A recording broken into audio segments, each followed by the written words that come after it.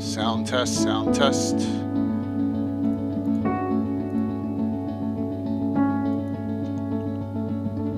Hey, Dragger here. How's the sound? Awesome.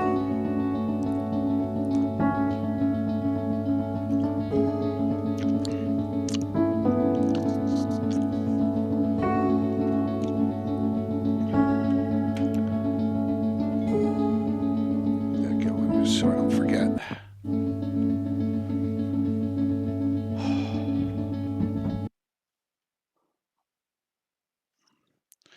All right. Checking everything out here. So far, so good.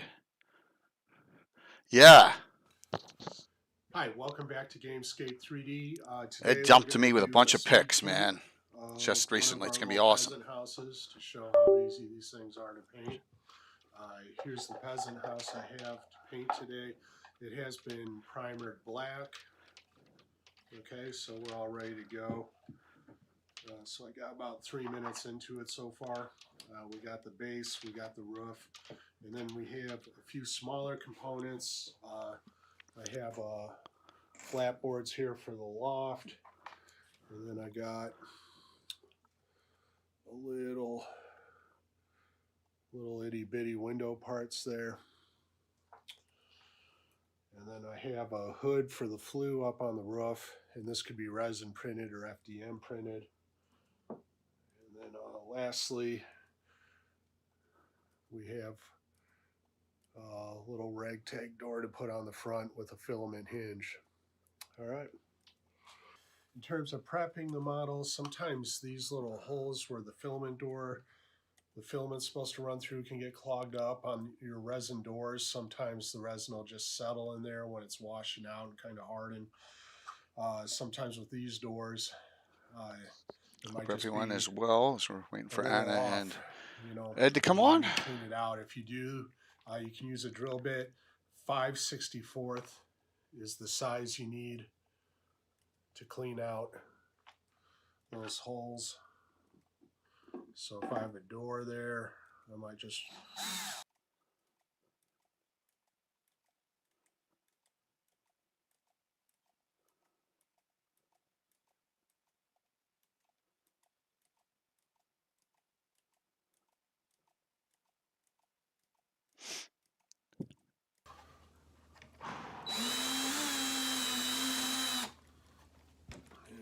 Righty. So we got those holes cleaned out. Getting there. Should be plenty of room. Thanks, darling. For the filament, and we will continue on. Trying to get my Stream Deck to The pop back up. It's getting wonky. Brown. Must have a loose internal wire, so. And I'm going to use a pretty good sized brush. I don't care about getting brown everywhere for this first part. Hey, Kurt. Blue, what's up? Oh, wow. So thanks. Brown again. It's going to be exciting. It's going to be an exciting discussion. Get off some D&D for a little bit here. Now, I don't want to use so much. I know, we got a lot of, I mean, I could not believe the discussion I had walked into with Ed at GaryCon. We'll talk about that. And just like, wow. Through, that's all the better. You definitely Plus, he sent me a whole bunch of pics. Don't want to waste your time creating an even coat around this. It'll actually take away from it in the end. If you all know, Rush is in my top 5 of bands. It's kind of just a waste of time. You can go do something else. I don't know if I ever told anyone what my number 1 though is. The tops and the bottoms of your timbers. Yeah, well, okay. Blue, we'll see where Ed goes. The face of these things, because you're not going to be coming. We're going to see where Ed goes with it. You never know. Hit these sides. This is kind of. He may. There we go. The last time you should be getting painted, unless you absolutely have to come back in to do a little touch up. Okay. That's going to be exciting.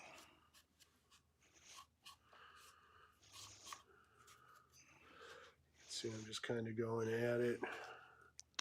That's what I like about the show. I can talk about anything I want. Talk some music tonight. We'll talk some D&D too a little later on. Plaster parts, or talk some music. Apply this wood color to the plaster some parts old with music. Particular intention. Some of the good stuff back in the day. Glaze over these and let some of those black. And I know Ed's got some stories too, which is crazy. Black timber lines come through. Really a treat. Kind of dry brush it a little bit. as opposed to like a That'll be straight fun. paint job.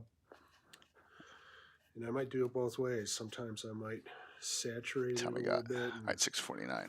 We're good. I might just kind of hit the tops and move along.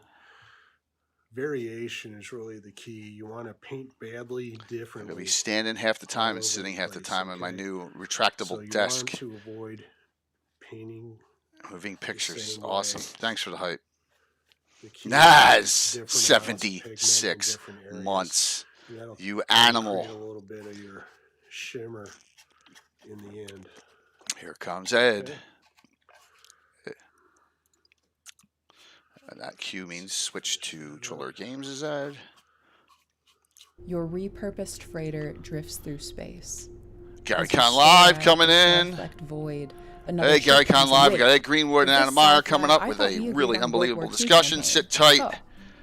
Did we? We'll be live in like 5 minutes. That's cool. I can pivot. It's good to see you all. The smell of Ed. smoke curdles in your nostrils. Hold up, I thought still we were connecting. prepping for a zombie apocalypse campaign. Thanks a lot there, Gary Con. Appreciate it. All We're right, gonna here's have a what we're blast on doing. this It's the year discussion. 3700. Humanity's elite fled to other Hear me planets yet? long ago, taking with them all It's still forms of working advanced on it. technology. Earth survivors scrape by with historic tools as weird phenomena plague abandoned nuclear sites. Really looking forward to Witnesses this. report This seeing this glowing discussion lights started and the at dead Gary rising from Con. their graves. And amidst the That's chaos, what was really cool 3 about it. We're strangers in will the meet in club. a dim bar. A veteran zombie slayer, a think- disgraced I think it general was out for Keith revenge, Baker and a and space Ed, one other mercenary sent to person. investigate the power plants. Now describe your characters. Was it Sir? How did you It may have do been that? I have Andrew the Scott right Perry. tools for the job. He'll remember because he doesn't forget anything.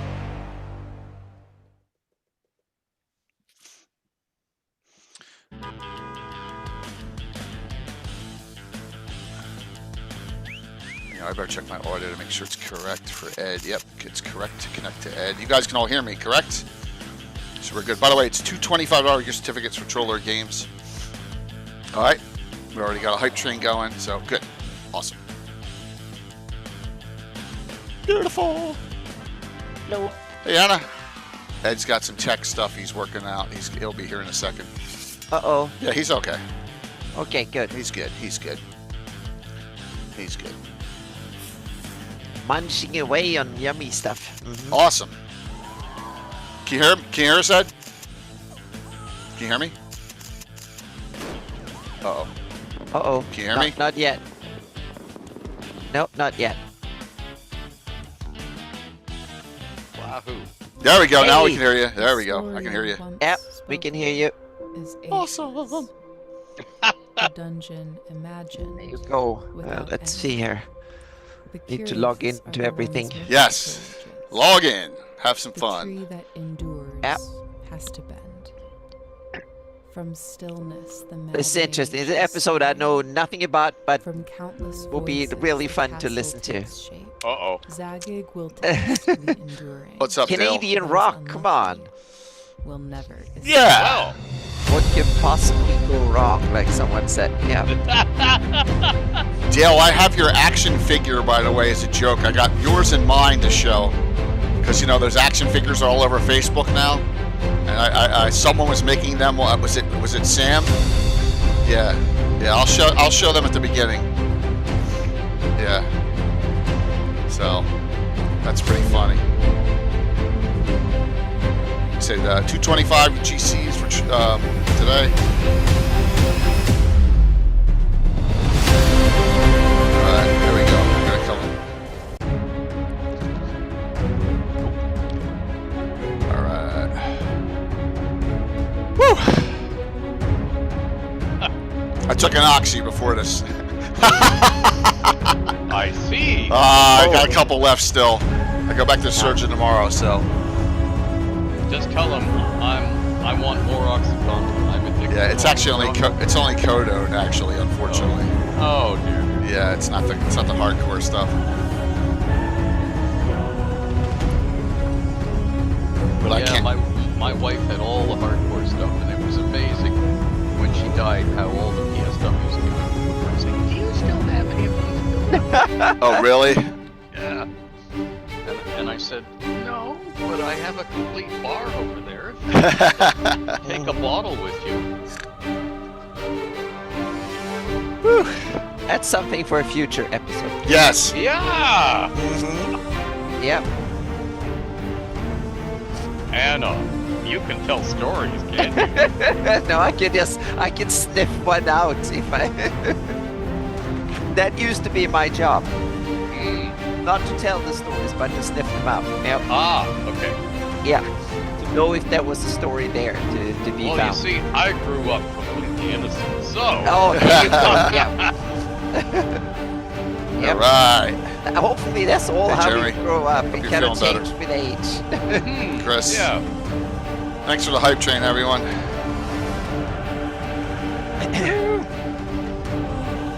All right, we're gonna come live on a couple minutes early because who cares? Because we can. Right. We can.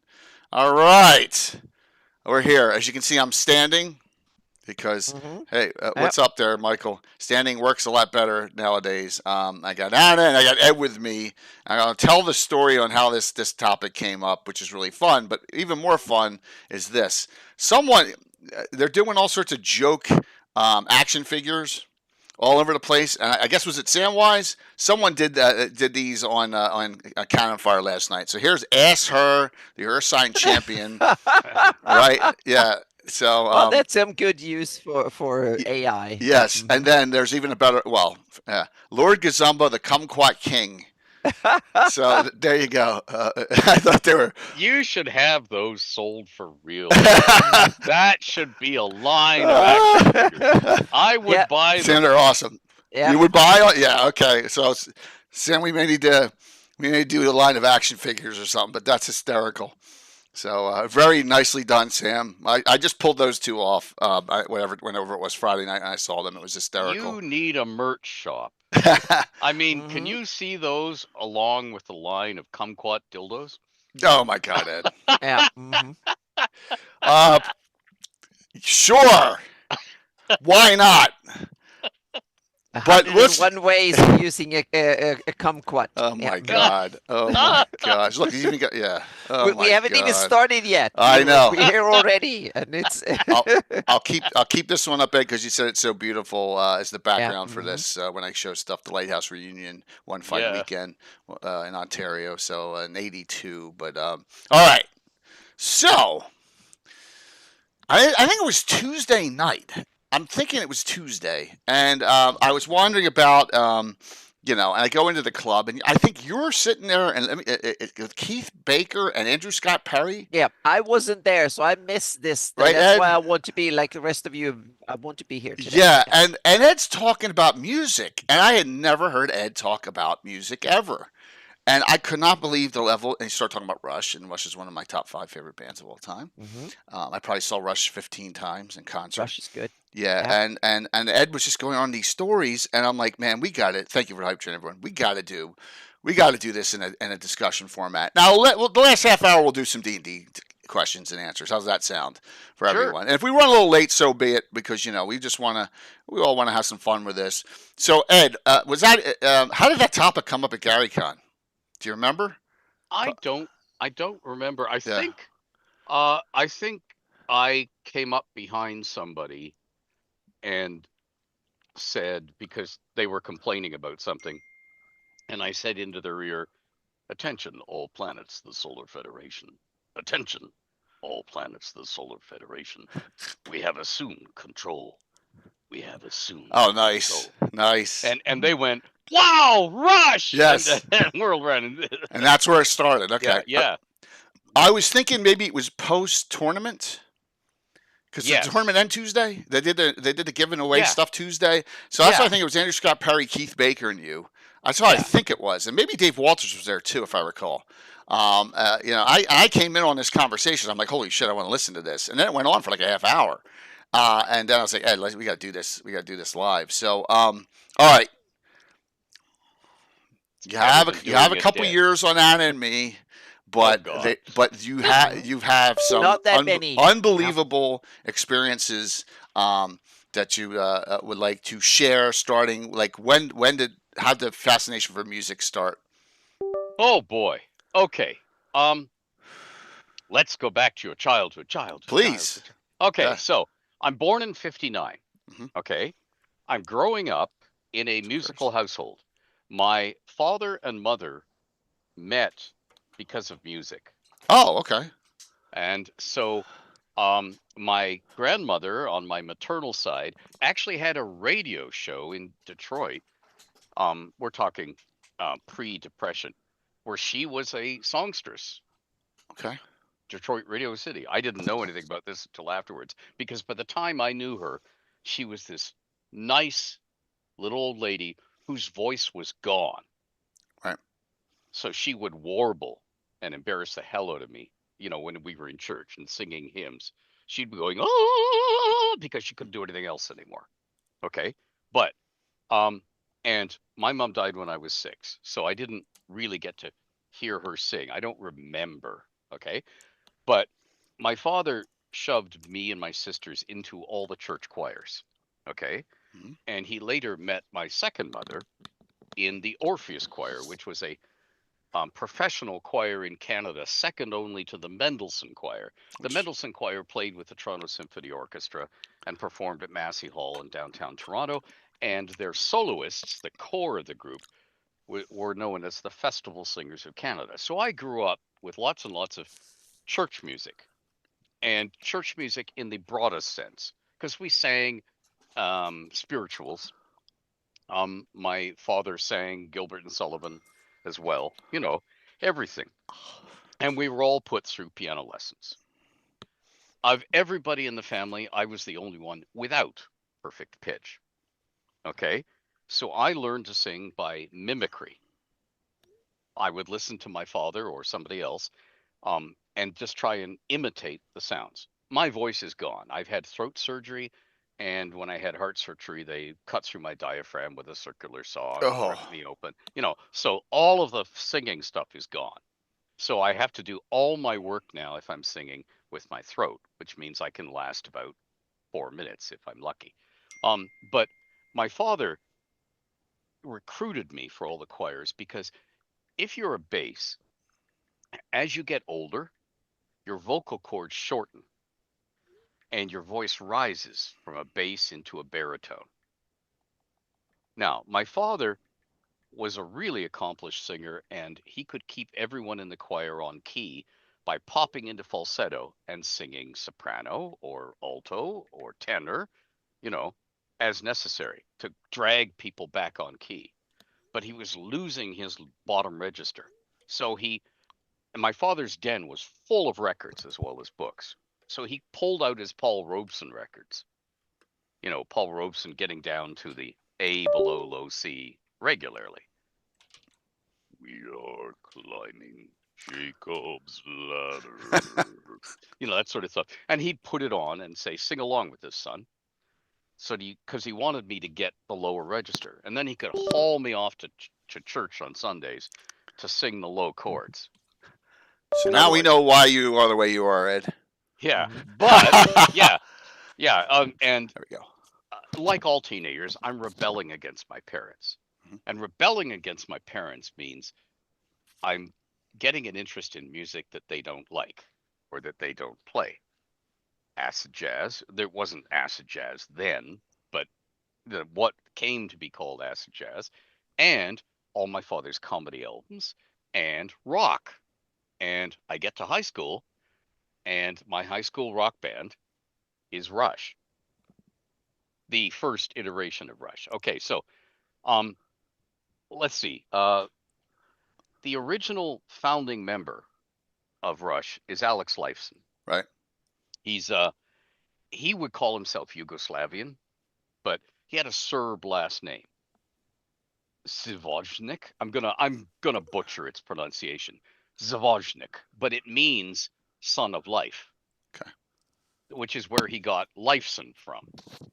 And he and a guy called Jeff Jones, a black guy who was a guitarist and who now still tours with Tom Cochrane and Burton Cummings.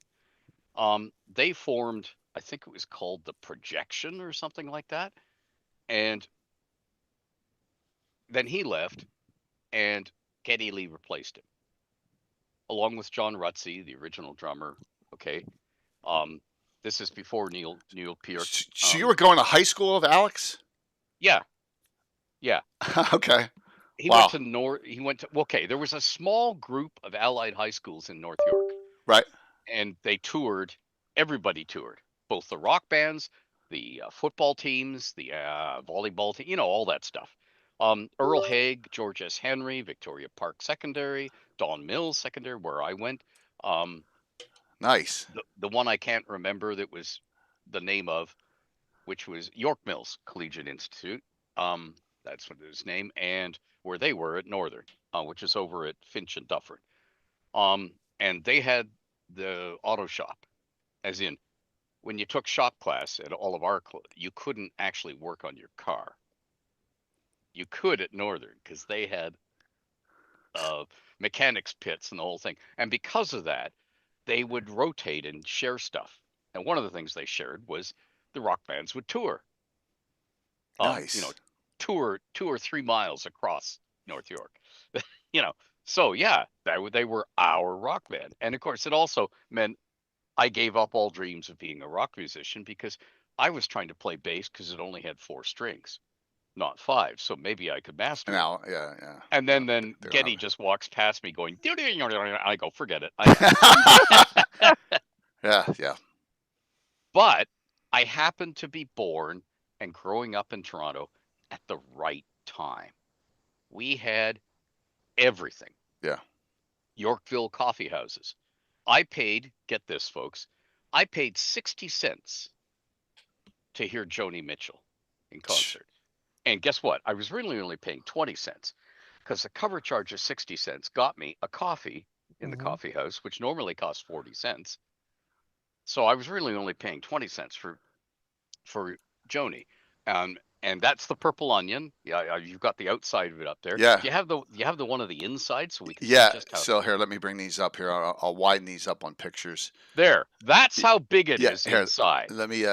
Here's the Purple Onion, and then there's the small pic of it afterwards. That's the size of it. Yeah. That's the inside of the Purple Onion. You're in that picture. You're missing about the front third of it, but that's it. One room, and you see where that guy is sitting at the checkerboard table in middle, looking up at the standing guy. Right. Yeah, right there. That's where you're. I'm sitting there. Joni Mitchell comes in with her guitar case, and she says, "Do you mind?" and puts it on my knees horizontally to unlatch it and get her guitar out. And then I said, "It's okay. You can leave it here." And I mean, she's 3 feet away from me. She doesn't have to worry about me stealing her guitar case. She's literally in my lap. I think I pictured Journey, right? There we go. There's Joni Mitchell.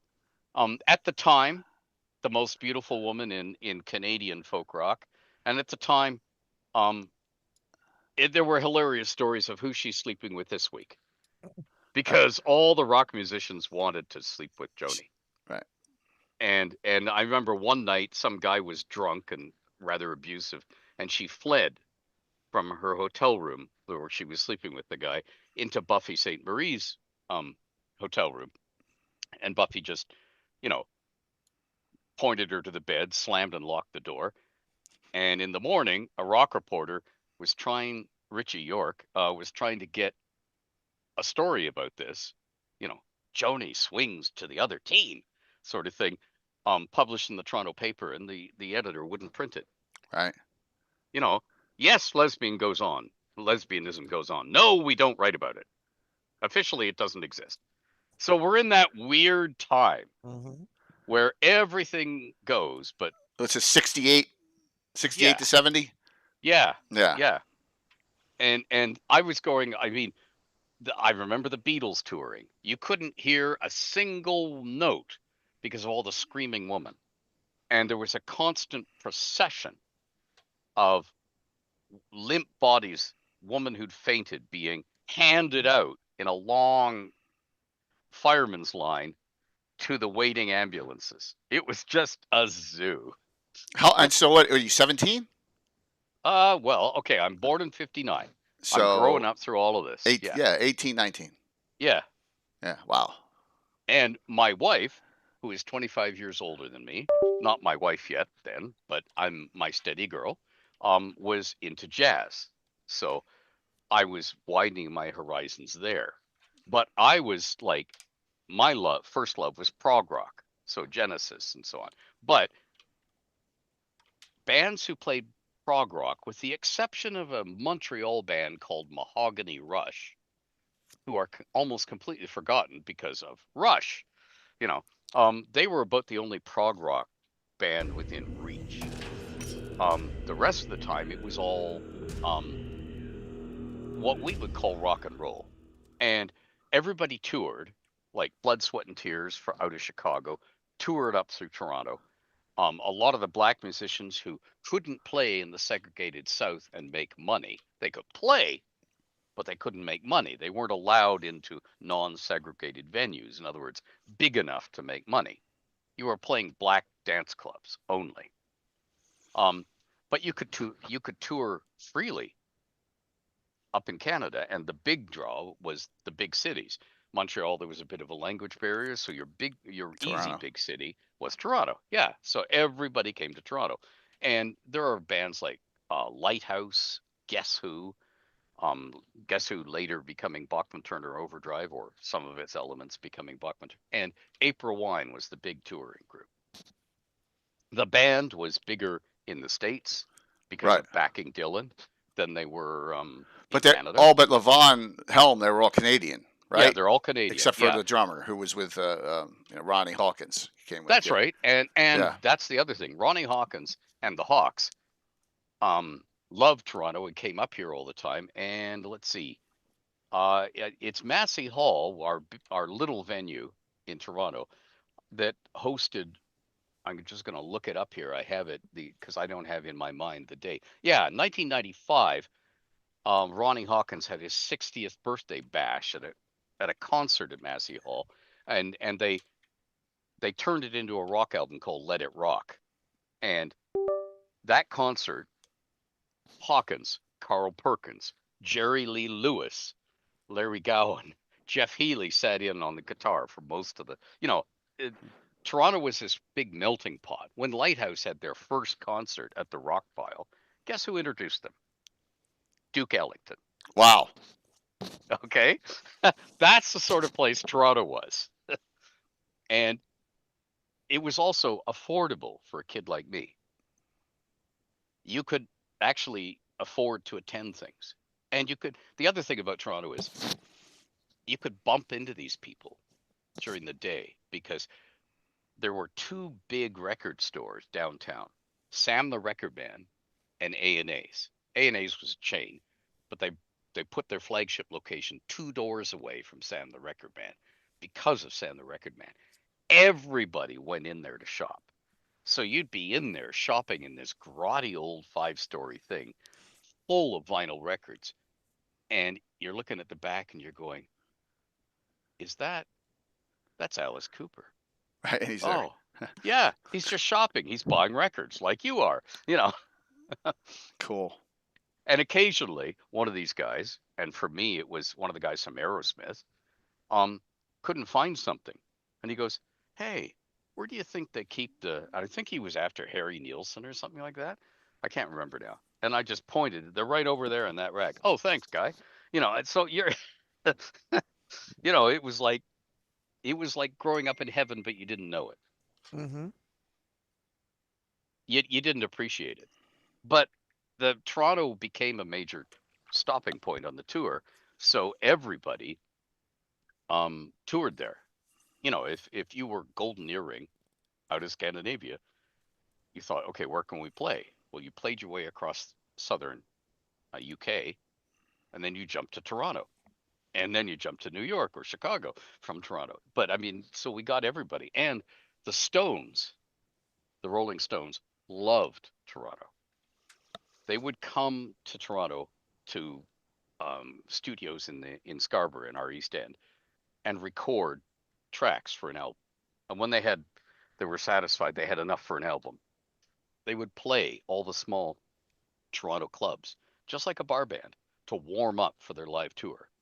So they're going to be filling stadiums right across the world, huge arena rock, but they're working out their extended versions, their solos and stuff, in Toronto club. Yeah, clubs. and my wife Jen and I can remember a hot summer night. There's a club called the El Mocambo. Jay, that basement you're in, Yeah. If you extended it about half again as long as the room you're in, that's the size of the Elm tree. Okay, and it's a hot summer night, so they've propped all the doors Oh open gosh. to get air into the place. Everybody's sweating. Um, they're spitting on you as they sing. They're that close. Mick can't strut forward because he'll fall over a table with 6 or 7 people sitting at it. He can only strut sideways along the front of the stage, back and forth. So he's That's pretty trundling back and funny. forth. And they're working at, so you can literally reach out and touch any member of the Rolling Stones except Billy Preston, who's behind the drum kit. Um, Everybody else you can touch if you want. You want to touch Ron Wood? He's right there. You want to touch Keith? He's right there. In fact, he's probably leaning over to bum a light off you to light his latest cigarette, or he's picking up your beer to take a swig from it. You know, It's and amazing stuff, man. That you were yeah, there right for and that so you're doing all your D&D writing before D&D even existed. You're writing all in Forgotten Realms and stuff, but you got to love music, which is really cool.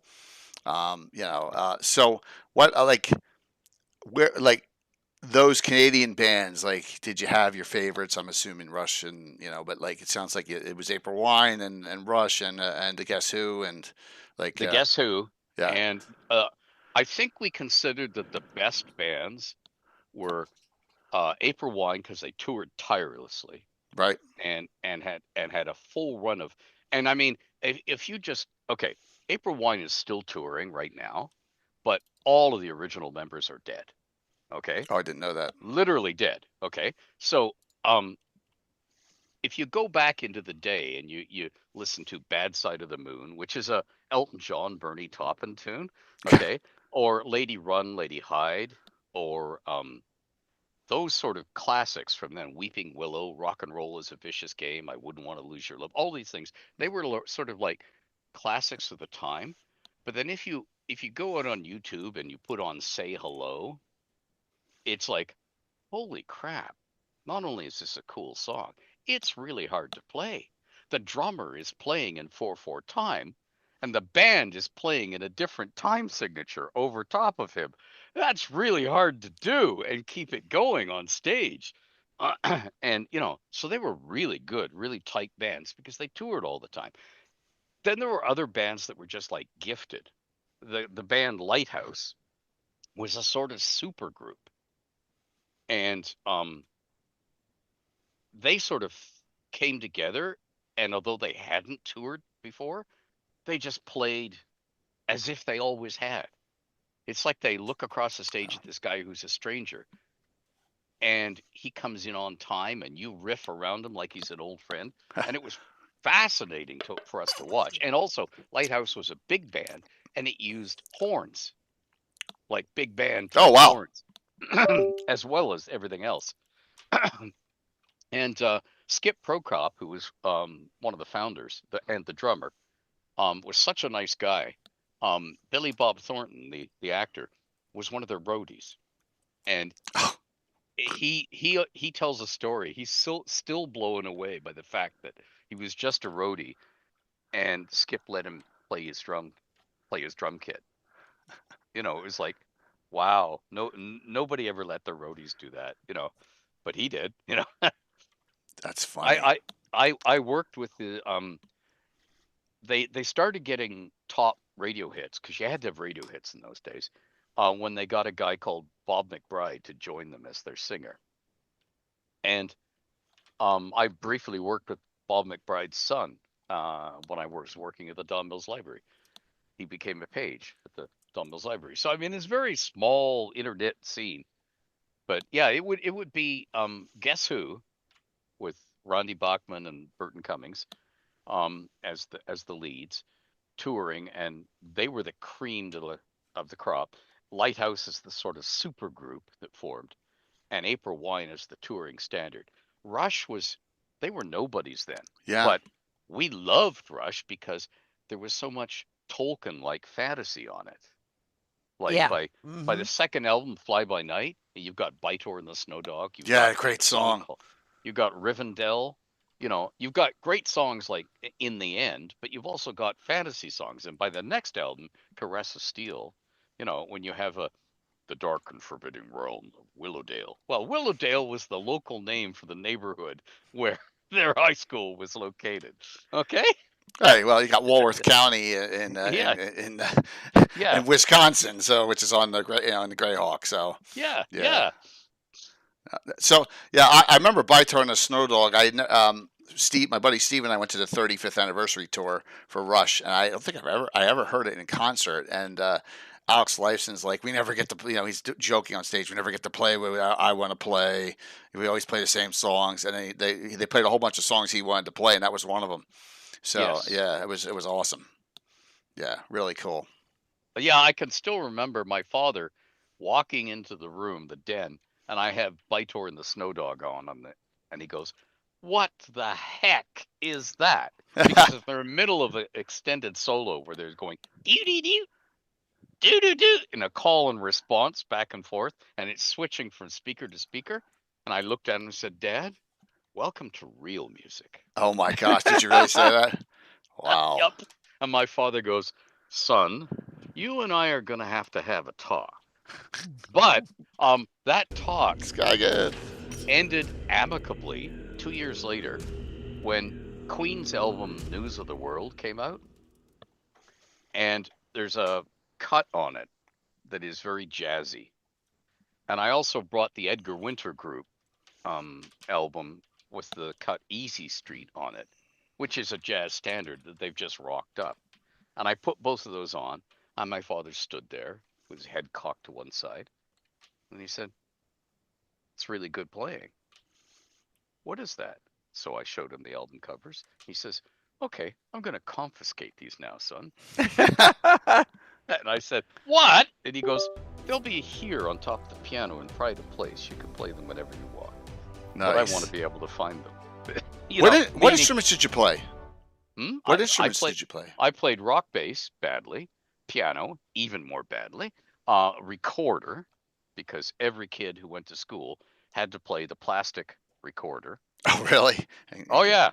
Yeah, we had massed recorder bands. We used to go to there was a training institute called OISE. It wasn't called that then. It was the Canadian Teachers College in downtown Toronto. And we had to go there as a massed grade 5 and grade 6 recorder band and annoy the hell out of, entertain the teachers. So yeah, we all had to do that. And I played drums. Oh, wow. Cool. And I played bass, as in the bass baritone, which is one thing down from a tuba, and I played string bass because we had a wood music band and a metal music band, and we had to, when you took that class, play them all. So I would be the guy like ELO, my one of my other favorite bands, Electric Light Orchestra. They would be playing, the guys would spike their electric basses and then they dance with them like they were a waltzing partner in the back of the, I would do that and spin them around and everything. And Mr. Kravitz, our music teacher, would go, Greenwood, those are precious instruments. Don't you do that to my rock bass. That's awesome. Yeah, You're not playing your long-haired rock music now. I'm trying to get my son to expand beyond his piano, which is always, piano's a good bass. So he's learning now. Oh my God, Your Love. Who's that by again? Yeah, Josie's got another day. Whatever. Yeah. So he's. I was like, you should learn an instrument. I gotta sit. Yeah, outfield. That's right, Steve. Thanks. My God, my brain shut off. But that's really cool, Ed. So I know you had some really funny stories. Like you had you had some Rush touring stories. I heard, and I think I heard something about Woodstock as well, right? Oh, well, okay. I was too young to attend Woodstock. Woodstock happened when I was 7. Okay. Okay. And I recall sitting at the dinner table asking my father if I could attend Woodstock. Now, American listeners, listen up. There was a time in this fair land when you could cross the border with a smile. Right. And then later, for young children like me, we had to have our birth certificates. And the guy in the booth, because it was always a guy back then, would ask, what's your relationship to these people in the car? Because he wanted to make sure that the adults in the car hadn't stolen this kid and were taking him out of the country. Mainly for girls, not as much for guys, but same thing. And the driver had to have a driver's license. Yeah, before we let you loose on the highways and byways of, the greatest country in the world, we want to make sure you are in fact licensed to drive that 2-ton death metal machine along our roads. But aside from that, you didn't need a passport or anything. So when I was asking to go, I was expecting to get on a gray coach bus. So like 10, I think. Yeah, 9 or 10. It was 69, right? Yeah. I would get on a gray coach bus. It would cross the border at Rochester. It would stop in a bus terminal and terminate. I would get off the bus and they would look in my knapsack or whatever, and everybody would get on a Greyhound bus, because we were now in the States, and I would take it and I would get off and walk to that farm.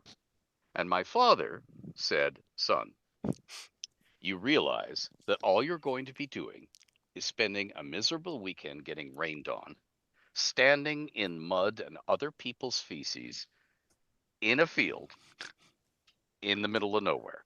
And of course, he was right. That is exactly what Woodstock turned into. Yeah. And he said, you're a little young to be doing that. You're 7. And I said, yes. And he said, and you really shouldn't be out unsupervised. And I said, what do you mean, Dad? He said, there will be ladies with no clothes on. And you're a Greenwood. And I said, what does We won't that read mean, into that Dad? too much, yeah. And I said, what does that mean, Dad? He said, it means you're too young to go across the border, son. And that's where it ended. Because I had no money. I would have to, okay, You that's wanted not true. to go. He gave me 25 cents a week allowance. And the moment I turned 14 and started work at the library, the allowance stopped, because now you're earning. You've been working at the library since you were 14, Ed. Yeah. Oh my Yeah. gosh. Steadily. I haven't left libraries. It's gotta be like, wow, that's awesome. That's I forgot. Oh, look at that photo of Rush down there. Yeah. That's a Montreal Canadiens hockey sweater that Getty's wearing. Let me bring up bigger pictures. Let's go through some of these pictures you gave me here. So this is there you go. There. So this is Waterloo, Ontario. This is the Waterloo Lutheran University, which is a grand name for one building. And they're playing in the backyard on the back terrace. And yeah, Getty is closest to the camera, front row center there, and he's wearing a Montreal Canadiens hockey sweater. Cool. Yeah. It's like 72, 73. 73, I think it was. 73, yeah. Wow. Yeah. My God, it always shocks me how early they were. It's like, wow. And there's Neil behind the drum kit, and that's back when he had a drum kit, so the rest of us could have. Is that Neil or is that Rutsy? No, that's Neil. That's Neil. Yeah. Okay. Yeah. He came in for the second. He came in for album 2, correct? Yeah. Right. Okay. Fly By Night. Yeah. John Rutsey had type 1 diabetes, and was getting the sweats and so on, and he'd run out of steam in the middle of a concert because his blood sugar was crashing, and he didn't know it. Yeah. It was all undiagnosed. Yeah. He wanted to be a rock star, as in different girl every night. Right. He did not want to practice the instruments. Yeah. Whereas Getty and Alex were already into, we have to move beyond rock standards and play our own cool stuff. Plus, they didn't party. No. Hey, Taryn. Yeah. All right, here. What is this pic? Okay. This is Toronto City Hall. This is a Lighthouse concert. This curving thing in the background. Okay, across the road, that dark brick building is the old City Hall. It's now courthouses. This curving thing is a second deck, and it curves because you could drive a car up onto it initially. And those are people using it as a balcony. And the stage is over here, like foreground. It's like you're standing on the edge of the stage. looking east across Nathan Phillips Square, which is our Toronto City Hall. The mayor is Crombie, our tiny perfect mayor, and he showed up in a suit and was given a coonskin cap like Davy Crockett to wear. And so there's a memorable photograph which I haven't passed along here of Skip Prokop with beer in one hand and a doob in the other, shaking hands with the mayor, and the Toronto cops desperately want to arrest him for having marijuana, but they're taking one look at this crowd. And they're like, that's probably not a good idea. You see, the cops are going, "We own this town." And the crowd is staring back at them saying, "No, we own this town." That's awesome. That's a great picture. That's Lighthouse. What year is this, roughly? Oh, gosh. 68, 69? Let me just see if I can find out. Where's my thingy here? It's 1970. 1970. Okay. Yeah. Cool. Yep. All right. Yeah, so that's Lighthouse just playing a summer concert. And by the way, that would have been a free concert. Free, really? Okay. You can't control who gets to that. This is April 1. Okay. Very early pick. Miles Goodwin and Jim Clench. This is like when they were young and hale, and I'm trying to remember when Jim Clench died. Oh dear. Yes, everyone, ignore me massaging my legs, okay? I'm just Legs, boys and girls, legs. Oh dear.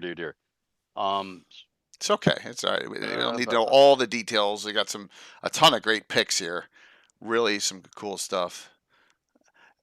Yeah, I know. Hey, Steve, it's my show. I can say what I want. Yeah. Yeah.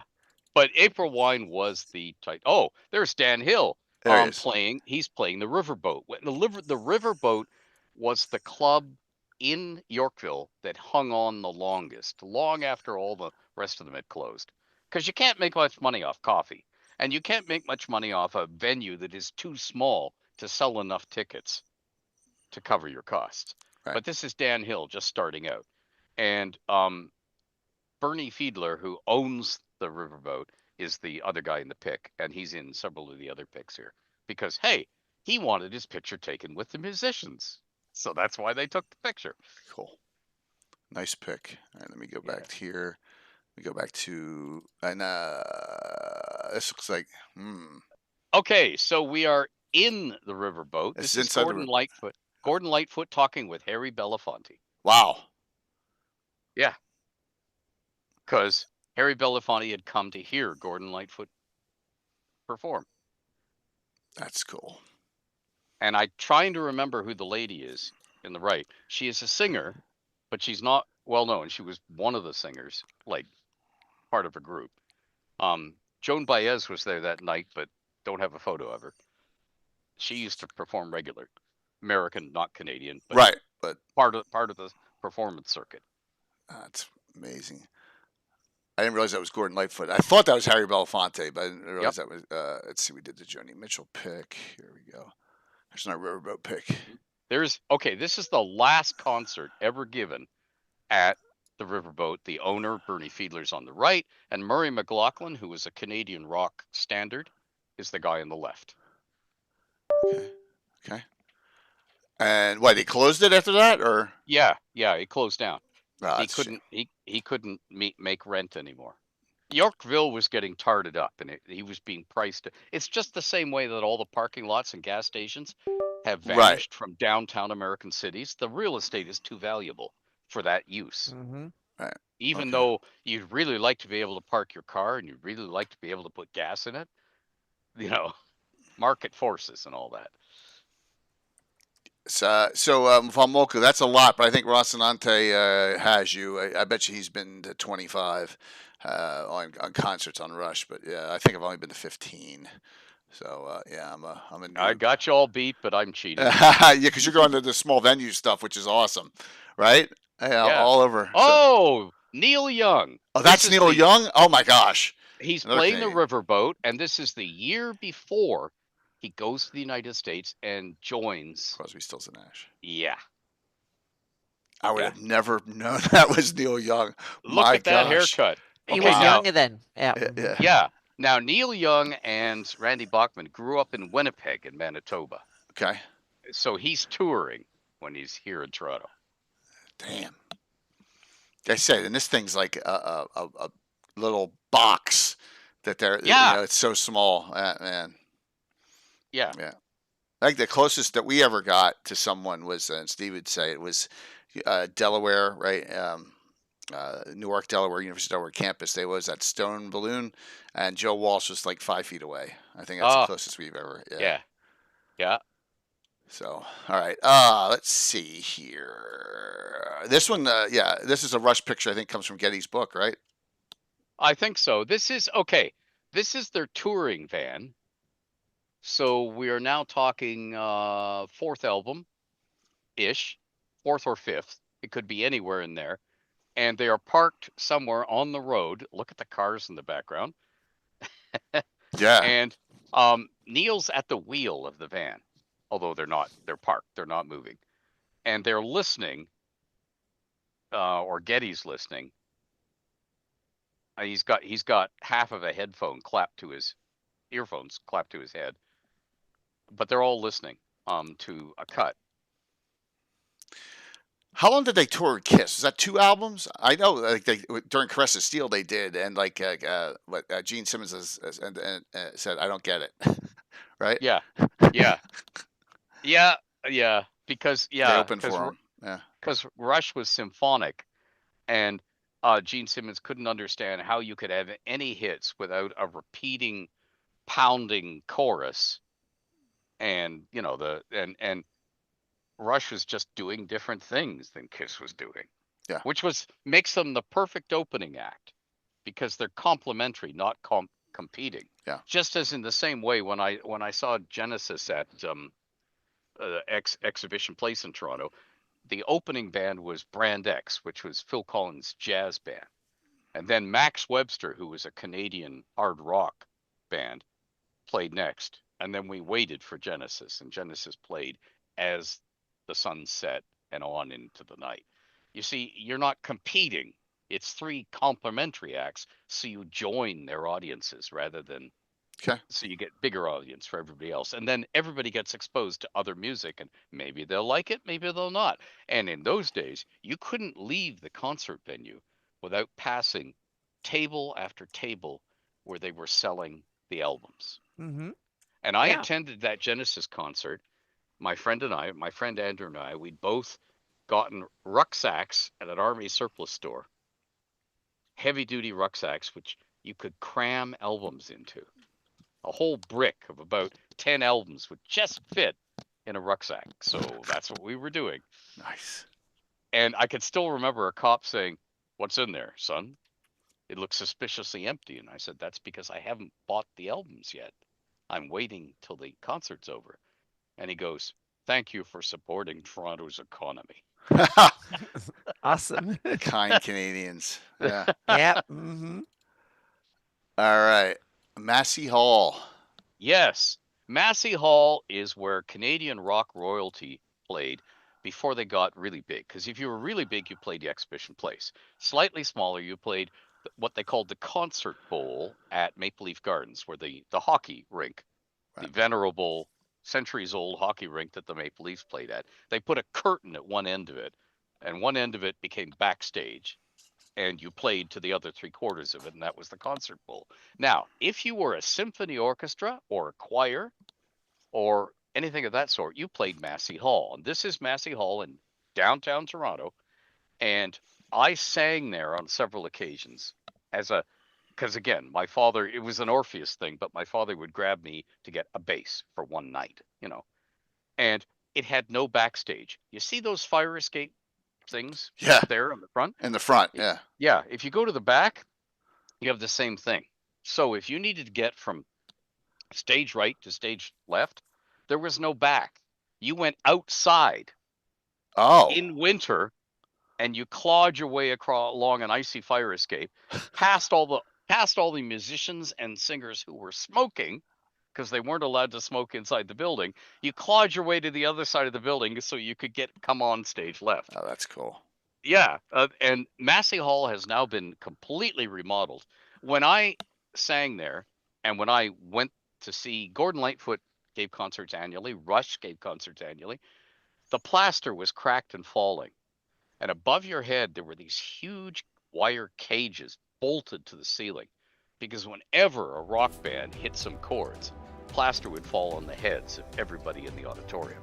So to avoid having people go to hospital and get brained and have their skulls cracked and so on, they put these cages in. And now it's all gone and it's all beautiful inside. It looks like a Victorian theater inside now. It's been completely renovated. I love what it looks like now. How many does But it seat? Oh, it's tiny. I can't remember what it seats now because they took out a lot of seats Right. when they remodeled it because they figured that people might actually want to have some padding in their seats so their bums didn't hurt after Yeah. 5 minutes. I would have to look that up, and I'm going to do that right now because that's just the sort cool of guy stuff. I am. I'm going to type in Massey Hall. Yeah, and please, man. See how many it seats now. I've- Event venue, 178 Victoria Street. I've been to There we Toronto go. once in my life. And it was 1996, my bachelor party.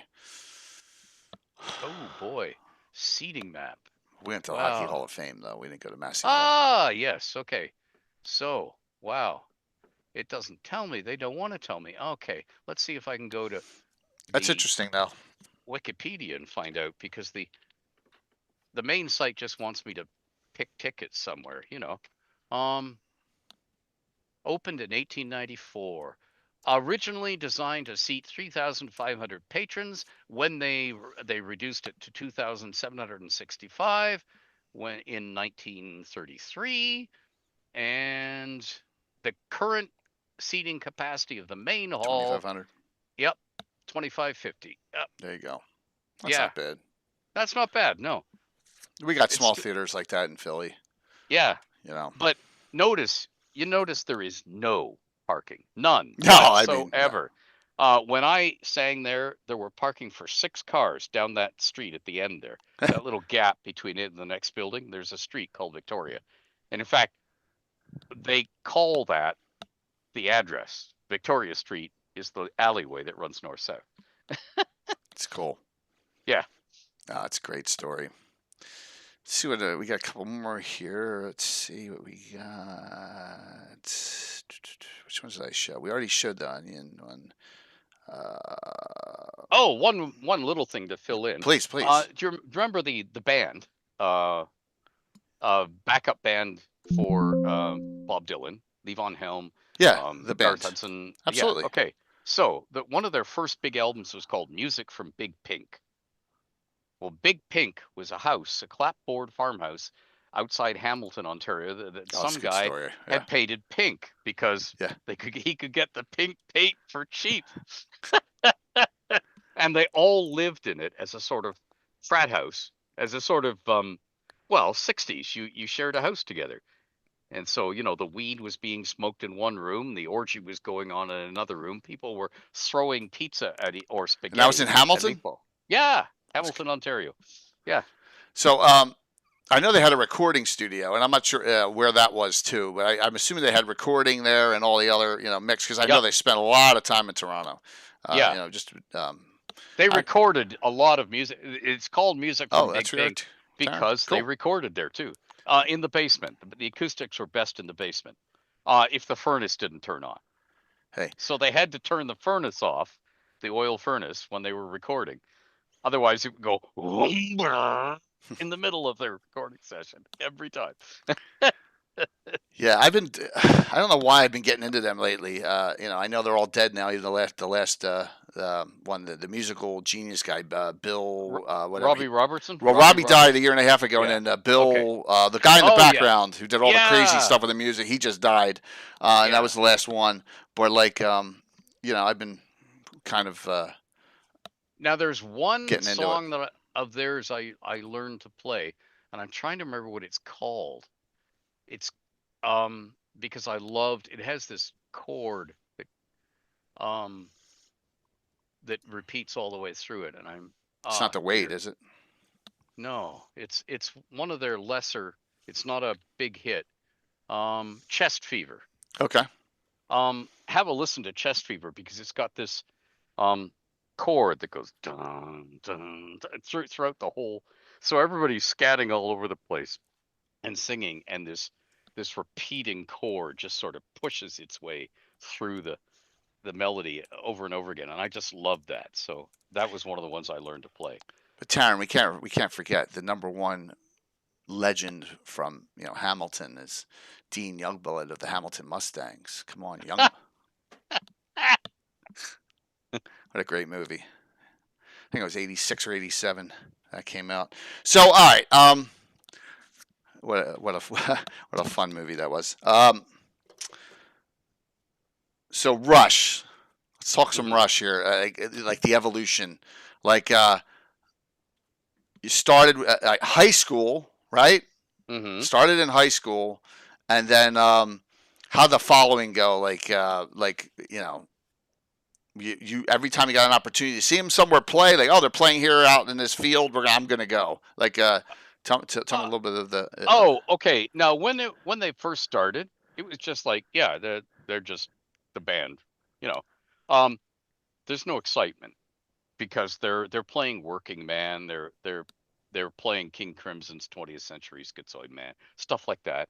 Um, Standards. But when Fly By Night comes out Mhm.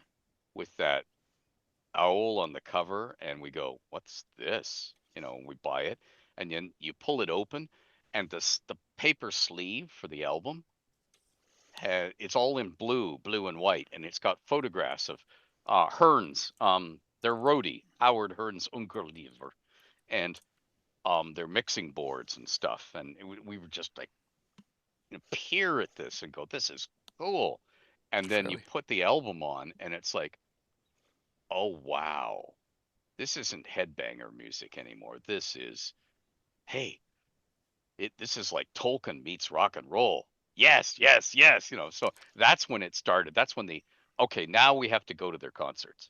And I went to school with a guy called Marcel St. Pierre, and Marcel was a hardcore Rush fan. And he also had the best comic book collection I have ever seen in my life at the time. Um, and it was hilarious. He built wooden boxes for his comics, and they all had padlocks, and then they were locked to the metal bar in his closet in his bedroom that was supposed to keep the clothes hanging on it. He had chains running up to it, heavy duty chains locked around it so nobody could steal his comics. But he also was a diehard Rush fan. He would buy decals from them to slap on his locker, to slap on the back of his denim jacket, to slap on his school books. And, you know, at first there was like the teachers just ignored them and so on. But then when 2112 comes out and there's the naked man with his Yeah. hands up, Right. it was Like then they floating in space almost. yeah, yeah. Then they took it notice. What is this? Is this a cult? He's standing on a pentagram. Is this a cult? And Marcel said, yes, yes, it is a cult. The people in the cult have taste and refinement, and the rest of you don't. Hey, Rachel. The rest of Which you is don't. Yeah, that's the sort of thing that gets you sent down to the principal's office in those days. Uh, yeah. It sounds like everyone was trying to find something beyond the Beatles and the Stones, right? They wanted to have their own music. yeah, yeah. I can understand that. Well, actually, you just showed that photo of Massey Hall. Mhm. If you remember the Rush live album, All the World's a Stage, Right. that was recorded at Massey Oh, Hall was it? Okay. in Did not a know. concert, and Did not know that. Max Webster opened for them that night, and I was there, and the plaster fell. So, anyone who asked a question in the last half hour, please re-ask it in chat because I kind of lost track. All right, just so you're aware, I'm not 100% on my game here. Oh, and then you have this this cool pick you did. I think it's the last of all the picks that you. And Rachel, I appreciate you playing yesterday. I hope you had fun. By the way, Maram, the half orc monk's the only one that leveled. So, Of course. Yeah, One Fine Weekend, a Lighthouse Reunion, 1982. Yeah, and that line, "One Fine Weekend," is a line from one of their hits. Okay. Yeah. That's a band I know nothing about, man. Wow. Okay. Do you remember Chicago? The Oh yeah, band? they had the Mhm. horn section like Chicago Yeah. had. Yeah. Yeah. Same. Sounds the same, only a little more folk rocky. Okay. Um, they got one hit. It's called "Rocking Chair," and it has a little old lady in a rocking chair who's rocking throughout the song, and and at the end of Interesting. the song, she says, "Thanks, Lighthouse." Oh really? Yeah. Nice. Did not. All right, good. You may have heard some of their hits without realizing it. On summer top 40 radio, they had a hit, "One Fine Morning." One fine morning, I wake up, or "Sunny, Sunny Days." Okay. So they tend to play those as top 40 oldies these days, but they rarely say who it is because of the horns. It's a break from the other oldies, like in the same way they play "Stuck in the Middle with You" by Steelers Wheel, Over and over and over because again. it's different. Right. It's got different tempi in the middle of it. I always thought like that's how dumb I was back as a younger kid. I always thought Steelers Wheel was like Bob Dylan riffing, and it wasn't. No, no, their own group. Yeah. Yeah. Yeah. So here's a question from Von Molko. Did Ed listen to Marillion? I guess that's Yes. and what does he think of Tony Levin? Okay. Marillion, I didn't hear very much in person. British band, Hmm. didn't get across the pond to tour very often. And Marillion was the sort of band that um, they were hot and cold on the night you heard them, depending on who the lead singer was, and was it Fish? Was it before Fish? Was it after Fish? Tony Levitt, yeah. I love that sort of prog rock, and I love where Marillion sits, which is prog rock plus heavy metal, and they have a Okay. lot of songs like "Season's End" and "Easter," um, that start gently and have lyrical things. Like they'll have them singing in this beautiful chorus, um, "In England," and it's almost sounds like "Hearts and Flowers." And then there will be a building bass line that rolls and gathers steam and gathers volume until it is a rock anthem. It's one of those, and in the same way that a vintage Pink Floyd, like "On the Turning Away" or "Comfortably Numb," starts gently, has really gentle things in it, and then you build to this huge solo, and you build, and it's like, wow, my mind is blown, and Right. Marillion does that very well. Okay. Yeah. And the other one was Tony Levin. Is he part of Mm-hmm. Tony Levin? He was part of Yeah. that band? Mm-hmm. Okay. All right. Cool. Very cool. Good question. I know there were a couple other questions that I missed. So as far as like deep, you got really Rush with Neil Peart goes deep into lyrics, right? He goes really deep into stuff. If you read into like my favorite, like Red Barchetta, right? Story that's kind of cool. Just all the thought, the dystopian world things, and they do a lot of those. What is? Oh, by the way, Larry Dixon there, Ed says. Hi. Mighty Ed, Misty, and I miss you. It has been too many years since we've bewildered any reporters. It has. Great to hear from you, Larry. Yeah. Say hi to Misty for me. Great. Yeah. And So, of course, that's Mercedes Lackey and Larry Dixon. yeah, BB Red Sector A is another one too. So, any like, I know the Rocinante, which is my buddy Steve's name, is part of Don Quixote, and then it was used in Farscape, and it like all interconnects, right? So, any things that like from your D&D play, from like Forgotten Realms, or just in general, like, you ever take anything from a lyric from a song? No, but there was a brief time in which a brief fad, until we realized it was way too much work. Okay. Where we would, in effect, prepare mixtapes using instrumental bridges from rock classics. Oh my gosh. as mood music for dungeons and so on. But you see, in those days, we did it on the cheap. Right, Almost with a none tape of recorder.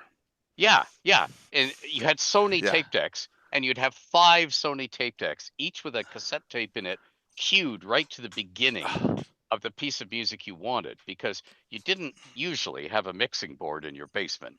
You didn't usually have a bunch of now. Occasionally, we would get to use the CVC studios, the old ones before they all consolidated, because I was a Ryerson student, and the CVC got to use Ryerson's new facilities in return for Ryerson getting to use them too. and and occasionally we'd be able to queue up tapes there. But other than that, you were doing it at home. So you had your row of Sony tape decks, and you'd press the button on the right one, and you'd get a few seconds of music, and then you just shut it off. Or you'd stopped recording. So you had a 60 or 90-minute cassette tape with 2.5 minutes of music on it, and the rest was blank. So it would just go to tape hiss until you turned it off. So yeah, we did that on some occasions. That was really cool, because you could do the same thing that, say, Prokofiev does in Peter and the Wolf. Every character has a musical motif, whether it's the hunters or the wolf or the ducks. They all have little musical tunes that play when they come on stage. The very thing borrowed from opera. Everyone in opera has in many operas rather has a motif that cues the audience into the villain's coming on stage even before you see him. Well, we would do that in play, but it gets to be too much work.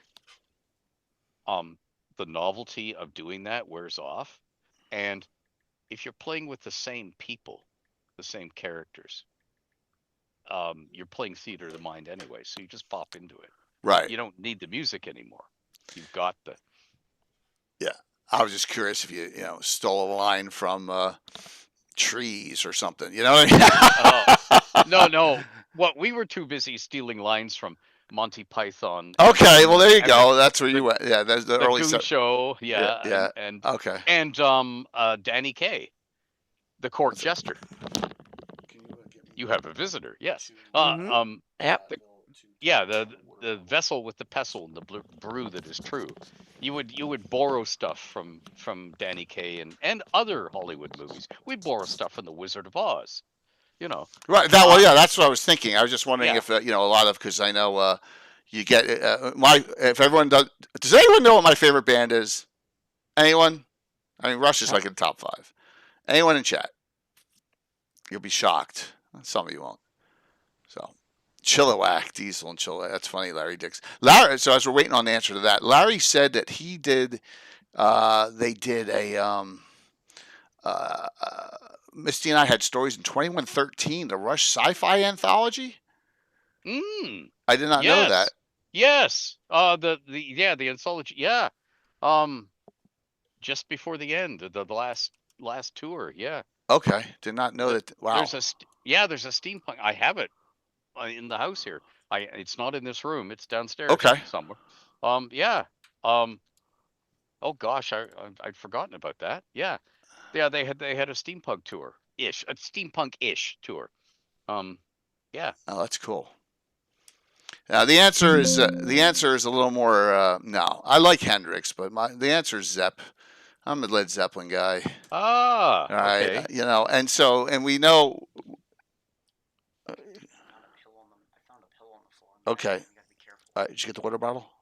All right. Thanks. I gotta take some painkillers. So, Misty Mountain Hop, Battle of Evermore. We're all Lord of the Rings, right? Yeah. All Gollum's even mentioned in Misty Mountain Hop, right? And no, Ramble On. He's mentioned Ramble On. So I was like, that pulled me right in. I was like, oh, cool. Yeah, Mike, there you go. But like I really, Rush was what was out there with the space and just thinking on different planes of existence and all. I always just like, wow, it was deep. I have used Zepp names in a game or two. You're right there, Alex. Absolutely, 100%. So Anna, do you have any like you want to ask Anna a question at all Well, about? I'm just amazed, and Yeah, this is cool to listen yeah. to. I But mean, remember, I'm a few years younger than Ed. I'm born '65, so I remember these So you're years. 29. yeah, yeah, Yes, exactly. exactly. I'm 29. So I was, and also we have to realize that I grew up in a Thanks, far dude. corner on the other side of the Atlantic, way up. So we usually, in this time of day, since it's before the internet and stuff, I think we got the trends and all these settings 4 or 5 years after, so to speak. The bands they came and toured, and we got a lot of bands. I lived about an hour away from Gothenburg, like 45 minutes away Oh, from okay. Yeah. Gothenburg. But music wasn't really, I like to listen to it, but I wasn't spending money on music or particularly. I went and saw, I was like 7 years old, I think, or something. I saw the British band Sweet. That was the only, the one I was sitting, and it was so funny because my mother, she was shepherd. We were like 6 kids who were like 5 to, or like 7, 8 to 10 or something like that. I think I was like 8 years old or something, and there were two parents, and they were kind of shepherding half a dozen of us kids, and they were sitting like this the whole time, and they were Ballroom Blitz. yeah, exactly, and they were Sweet is miserable. awesome. Yeah, this week, yeah, and they were miserable, and we all sat there like with eyes this big, and it was awesome. And then I spent a summer in England when I was 14, and that was a lot of bands, and it was down some part in London and some part out in a small town called Paynton on the Devon coast. And that is a tourist trap, so to speak, where English people go to spend their summers and holidays and stuff like that. So there was a lot of bands that played in a park there. They had a scene, so we went almost every night, evening and night, and listened to local bands and stuff. And my guess is that this was 79, 78 or something like that. And yes, so my guess is that several of these bands that play there became famous later, but I can't remember who these bands were, but lot of them were bands that were going to come, so to speak. So I remember the Police were there playing when before they Oh, one were of my barely favorites. known, so to Yeah. speak, or early on, so to speak. So they had a concert there, and there were several others that I forgot the name of, so to speak. And I was very much into synth music, and stuff like that. So yeah. So but then when I got a little bit more money and in my 30s and stuff, I started going to clubs, went to Berlin to clubs and Oh, stuff cool. like that. Listened and to Holland and England and stuff. Listened to a lot of European trance music and stuff like that. That was something in the 90s and about Hey, 2000 or so. Bones. So we did that. So yeah. And Tan- and to Tangerine Dream, Kraftwerk. Tangerine Dream. Oh yeah, Tangerine yeah. Dream was awesome. So Yeah. Boy de Bois, that one was fantastic. I love that. We used a lot of game to that. And we, of course, you go to Ibiza to listen to trance. They were like, yeah. And I was one of these. I was probably, there were 5,000 people there. There were probably 5 people plus maybe the security guard who wasn't high on things. I was one of these 5 people. Most people were high on everything. Did you ever hear Focus? Or By No, Hocus I've Pocus heard by the name, Focus. but I don't think I've heard Focus. But interesting in the trance scene and stuff, it's DJs and stuff like that. Yes, So yeah, there's it's not DJs, bands yeah. like in rock. Yeah. It's like there's like every hour there is a guy coming up there and he Right. runs things, so to speak, and they talk about it. And I was just, it was just cool, so to speak. So yeah. So I've been to places where they literally arrested 100 people for doing drugs and stuff. So that was yeah. Yep. So there's been places like that. So and my last concert was Heilung in LA last year. So that was an awesome. That was the best ever audio performance or production I've ever heard in my life. That was so damn well done. Normally when you go to a lot of rock concerts, you get this ringing because the volume is loud throughout the whole register. But these guys had learned that the volume was enormous, but only for the lower volumes, the really low and the high pitched sound were much lower in volumes. You didn't get the ringing, you felt it in your bones. And Nice. so yeah, it was one of these few concerts where everybody was like, it was like probably about 2,000 people inside was one of these mid-sized venues down in LA inside. And there were probably about 2,000 people in there, and people were standing fairly close to the scene at stage, and everybody was waiting and so on. And then there was some flutes or whatever, and then there was some drums coming, and everybody backed off 10 feet. that was awesome. So that was, I highly recommend, if you can see a Heilung concert, do. That was wow, that was fantasy music. That was like a combination of Flan, Oridian medieval music, and an orc bard band in one go. Yep. Yeah, Richie Blackmore Rainbow. after Deep Purple. Yeah. He formed a group, Blackmore's Night, with Candace Knight, and they Yeah. play medieval music in German castles. Yeah. Like you'd go for a dinner concert, Yep. and they'd range themselves around the Yep. castle, and as the sun went down, they'd start to play. I never heard that. Yeah, Wow. one of the best musical performances I've heard in my life. One of them was Heilung. One of the other one was when Sweden celebrated 800 years ago. Oh, like yeah. 50, 16 years ago. Right. Yeah, I was in a small church. Small, meaning there were like 300 people there. That was one of the church or it was actually a castle back then. In 800 years ago, the place where the one of the guys that made the founding documents of Sweden 800 years ago, that was his place where he was setting, and they played it. There was medieval musicians and stuff like that, and it was all candlelight. It was amazing. That was one of the best things ever. That was so awesome. There was like 2 hours and it was an invited audience of about 200 people, and that was simply amazing. It was all acoustic. There was not a microphone or any enhancement whatsoever. It was the all original instruments or replicas played by masters, and that was simply fantastic. That was just awesome. So that was a really cool concert experience. Alex and is they Alex is telling me that Blackmore's Night is coming to Phoenixville, PA next month. You should go, Jay. Wow. Yeah. If you can sit. That's the thing. Well, it's a month out. It's a month out. So okay. Yeah. It's worth it. And actually, all of you listening out here, you young whippersnappers, you're living in the era of auto-tune and people who can't sing having singing careers. Yeah, back then it was.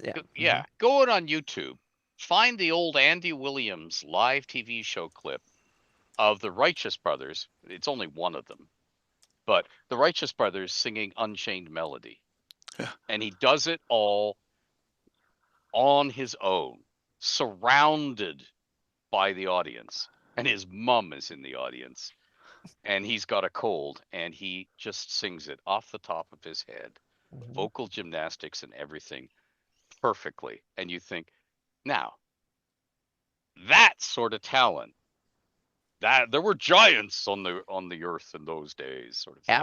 Yeah, not like today, where you can turn up the amp and put reverb on, and we have to realize that you could barely. Being in Sweden, we had three radio channels, all public radio, and they.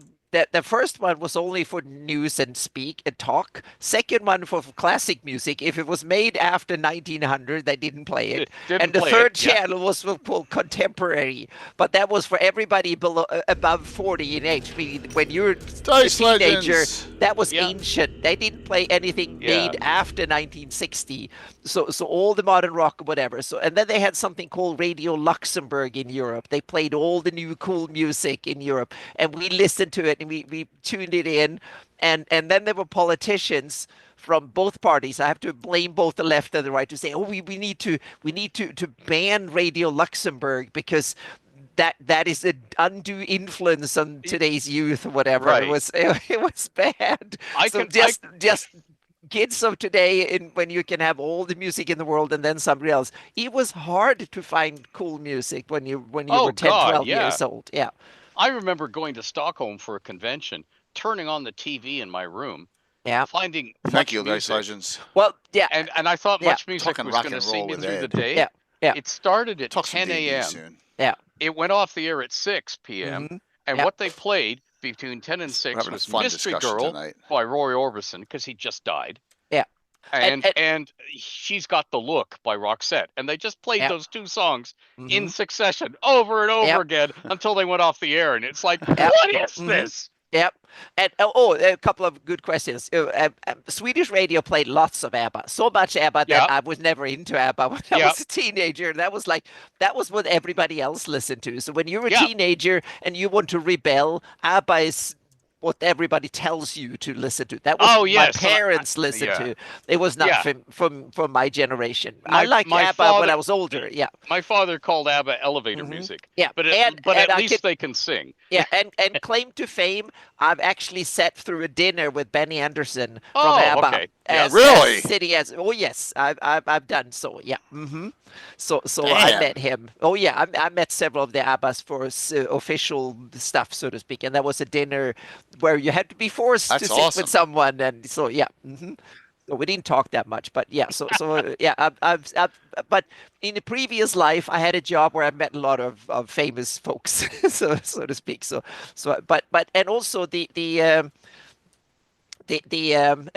pirate radio. That's interesting because in Sweden there was, of course, since pirate radio was very regulated because we this was the Cold War and propaganda was rife, meaning in Sweden was supposed to go in the middle of the round. The Russians were trying to persuade us of all sorts of stuff, and Voice of America and stuff was seducing the left said that they're seducing the young kids to love American stuff and whatever. So yeah, so the Swedish government were trying to manage things in the middle, and of course there's this young guy who realized that, oh damn, I can play all the cool music, so he put an old lightship outside of Stockholm on international waters, playing with a diesel generator, playing all the cool stuff ever.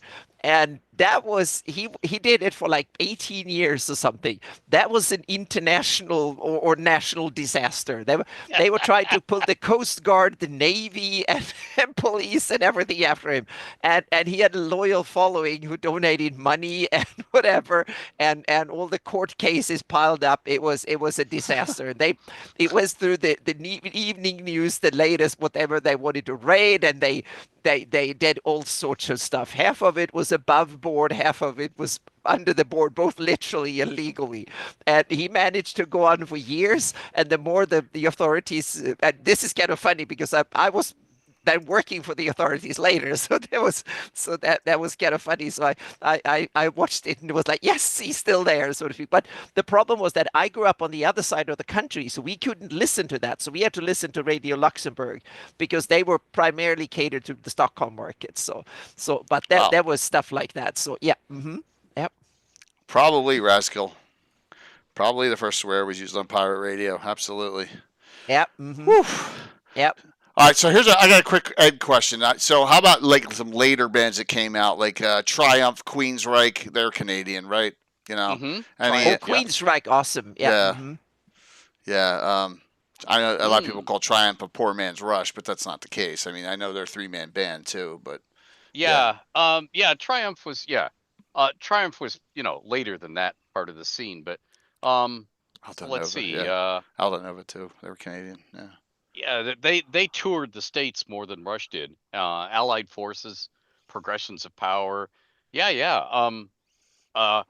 If you fly into or out of Toronto these days, Toronto's airport is located in this city now called Mississauga, which is right beside Toronto.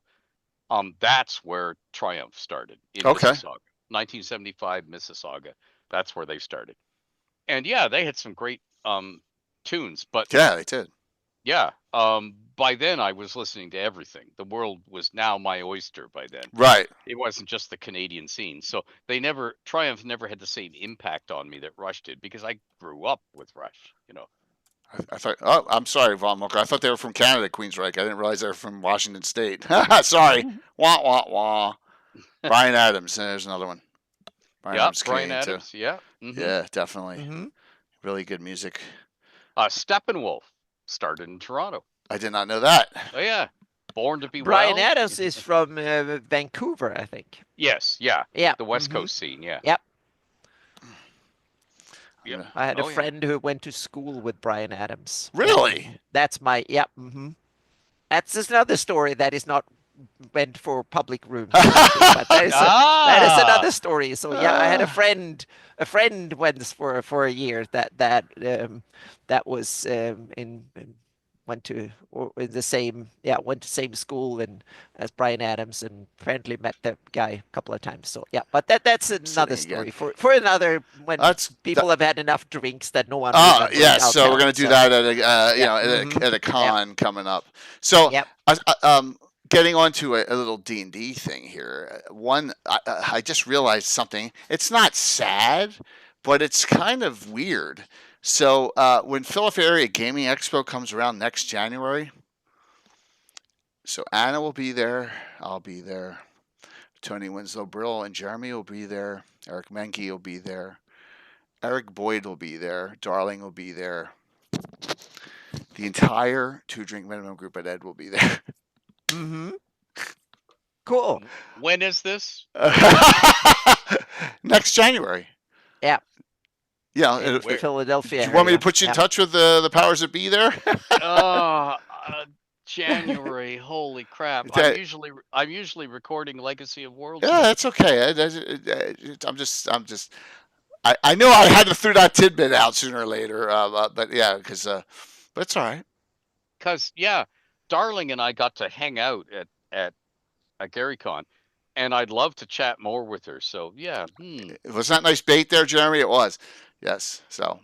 yeah. Oh, I got Darling Bones were both VIP guests this year too. So yeah.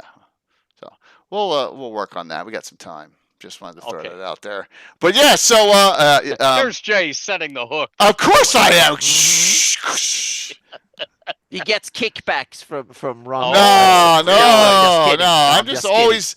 I'm Yeah. always. I got a lot. We got a lot of stuff that I Oh requested. yeah. We And got he our does own room. It's a We have great our own- convention. So Our yeah. own room with our own dedicated tables for the entire Yeah, weekend. it's fantastic. Yep. So Yeah. Oh, game room. game room. oh, Yes, oh, yes. like Right. hotel It can, you room. know. Yeah. It could be other rooms too. Bones. Everyone saw that Bones. There at. I'm gonna see if I can find that pic. But yeah, it was an awesome time. So also Bare Naked Ladies with a theme to Big Bang Theory from Toronto. Yep, Did not know of that. course. Oh yeah. Wow. All right. What other musical questions might you have for Ed before we're gonna throw in general Q&A on D&D and hit like 30 or 40 minutes of D&D before we wrap this up? How's that sound? That way, at least we can say we didn't. You wasted those grind. You wasted Ed on music for 2 hours, of course, because we're gonna have Ed on as friend anytime. This is a great discussion so far. I like going different directions sometimes. Don't you, Anna? This has been cool. Oh so yeah, far. it's fun. Yeah, Mhm. a lot of fun. What is Ed's favorite Neil Young song? Is a question. Oh dear. Cinnamon Girl, Yeah. Okay. because I can play the riff from it. No. Yeah. Okay. And it's a bass riff. Da, da, da, da, da. Awesome. Yeah. No, there are lots of good Neil songs, but it's also your mood and Gotcha. where you are in the concert. Like something like Harvest Moon or Heart of Gold. Where is your head at the moment? How tired are you? Are you in the mood for a slow song? That sort of thing. But yeah, it would have to be Cinnamon Girl because it's one of the few that I still remember how to play, and because I have seen all sorts of people rock it, including Susanna Hoffs. Oh my God. I've been in love with Susanna Hoff since I was a kid. Oh my God. She did just a rocking version of Cinnamon Girl, and I can remember staring at the stage going, what am I seeing? My gosh. Because I'm expecting her to do Bangle stuff, Eternal Flame and so on, and give every male member of the audience and a lot of the girls a moment of near ecstasy, and then she just struts forward and it's like watching Joan Jett do Crimson and Clover. You're not expecting that sound out of that person, and she just struts forward with guitar and cuts loose, and you go, wow, I'm blown away. Anyway, there you go. So Alex asked, any good Gordon Lightfoot stories? Oh dear. I brushed paths with Gordon off and on. There was a time when he was lost to his drink. I would say my favorite stories are twofold. Him sailing, because he had a sailing boat on Lake Simcoe when he had the boathouse in Aurelia, and he would just relaxed. And when he was sailing, he was a different person. Yeah. And the other thing was, right after he'd had his throat surgery, and nobody thought he would ever sing again, and he came out and played Massey Hall for his annual concert, and he looked like death warmed over. It looked like I'm going to watch this old man die on stage in front of me. Okay? And he came out and he forced his way through a couple songs, and he had no voice and was all hoarse. And everybody's sort of going, "Oh, this is sad." Oh man. And then as the night wore on, it was like he was a vampire pulling energy from the audience, and he started picking up steam, and he started lifting his voice up. It was still rough. He didn't have the tones that he had when he was like in his 30s, but it was like watching this guy come to life in front of you. It's like, the desiccated undead Thanks, from Refix. D&D starts to pull in flesh and look human, and it was incredible to watch. And then he cut into Canadian Railroad trilogy. "Oh, there was a time in this fair land where the railways did not run," that sort of thing. And he cut into it, and it was like the audience went, "Yes, we've been waiting for this," and he just cut loose, and it was great. So those would be my two Gordon Lightfoot stories. Watching him on his sailing boat, just being a guy, because that's the secret to Canadian rock musicians. They don't want to be rock stars. They don't be normal dudes. They want to be normal dudes, except when they're on stage and they're one with the audience, because that's their payoff for doing all this, for the crappy bus rides, for the crappy food, for losing equipment and getting it stolen and stuff, and for all that stuff. The payoff is when you're playing on stage and the audience is one with you, and it's like, yeah. But aside from those moments, it's the fact that they're just normal people, and they want to be normal people. I mean, I have seen members of Lighthouse with the long hair and the goofy clothes, and they're worth millions, and they're walking into the supermarket to get chapstick for a female roadie in the band, and there's a little old lady struggling, and they hold the door for her because you do. Yeah. They're not preceded and tailed by security guys in black sunglasses. Keep back, keep back. None of that.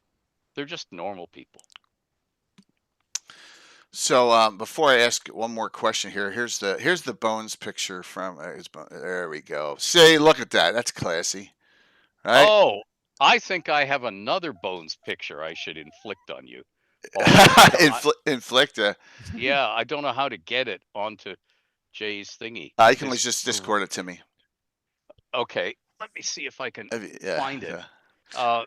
We maybe finished our stream. Killing off Wily Hobbit there. So during Tower of Gygax. So yes, there's a Wily part of the audience. Morrissey and I'm watching Morrissey in June. It's going to be great. Awesome. Where is it? But Bill Fawcett, Angel of Stamping Death. There you go. Yeah, fun times on that. There it is. I have found it. So he's going to send that over to me. So as that, we have a question from a new follower. So I want to get this in. It was DJ Dragon 001. You want to grab everyone's attention at the start of a D&D session. What song do you play to grab everyone's attention? Well, if I'm streaming it, I can't. I got to own the rights to it. It's going to get zipped off, right? Yeah. But for me, I know you want to have Ed answer the question, but for me, my favorite song, which I played as my wedding entrance announcement at the reception, was "Fanfare for the Common Man" by Emerson, Lake and Palmer. Yes. Dun, dun, dun, yes. dun. Yeah, you like that? Bana. Yep. That's Or you the beginning of When the Levee Breaks by oh, what a great start! that Yeah, dun, dun, dun, dun, da, yeah. and you just That push the volume. great pick, Ed. Yeah, Such yeah, an yeah, yeah. such one of their under appreciated songs. Yeah. Here you go. Here's a pick All right, so of you put it Little in Boat. Discord. I'm gonna risk the crashing here. It won't happen. Here we go. Discord. FRDR discussion. Look at Oh, that. that is during the game that Eric Mona was playing, right? Eric Mona was DMing. Is that it? Yeah, I Is think that during? so. Oh yeah. And Darling and Creeper in it too. Yeah, and Coco's in the background too. Yeah. Yeah. Good Yeah. one. Here we go. I got it. Let's hope I saved it to the right place. Because it captures her. I think she's pleading with Eric. Yeah. There we go. Isn't that- What a pick. with drinking. Yeah. So that's an awesome picture. And Ed take. Darling's like, what do you do? Yeah. Darling's like, what are you saying? That's a great picture. Immigrant song. That's good too, Brungale. That's good too. Yeah, so if you ever want to know what goes on at GaryCon, this is the Mhm. sort of stuff we can show you in public. Yeah. Mhm. Yeah, absolutely. Not behind the scenes, secret stuff. So very, Ooh la la. yeah. That I don't think I'm old enough for that's that. the most me picture you've ever seen. Well, there you go. And Ed took it. It looks like. No, I didn't. Oh, No, you did not no, take that one? No. No. That's awesome. Good old. All right. So here's our first D&D question out as we're going to transition here in our last half hour. This is from off of your site, off your Discord. Someone asked me, could we ask it because they're in Eastern Europe and they'd be out. They wouldn't be on by now. In the Book of Chaos and the Plains of Chaos box set, it's mentioned that the Elven and god Ervan Ellisir has a realm in Svart Alfheim. He uses a retreat from Arborea's stifling goodness. On Hallowground mentions a rumor that Illustrated rules over Svartfheim with Ervan at her side. So it says here, oh my god, this is a long question. Most articles concerning Illustrated mention that Ervan is Illustrated's greatest ally among the Seldarine, or at least the one that you can rely on the most. So my question is, how close are they? Is it just friendship, or is there something romantic going on between those gods? Oh, okay. So my take on that is it's just friendship. Okay. However, among a lot of the gods, there is this melding of power. It's sort of the fast way to share memories, like a Vulcan mind meld in Star Trek. Okay. You know? So a lot of deities, when they've had need of sharing information, they do this melding, which to us would be a form of sex, as in they Okay. fly and they merge. Okay. So in that way, you could say there was something more than just friendship because they trusted each other enough to do this. But that's sort of like saying, I went to some parties with a person of the same gender, and we rushed off into a room, stripped naked and swapped clothes, and then went back out into the party. That's something more than just Right. friendship, but it's not sex. Okay, so a lot of the deities have had that sort of contact. But if you see what I mean, is it romantic? Not really. Do they like and respect each other and trust each other more than just a casual friend? Yes. So it's in Okay. that weird, human beings are nuanced. They're not black and white. They're all shades of gray. So that's I think that's the best answer I can give. Okay. Because that leaves it to the dungeon master to decide if there really is something romantic.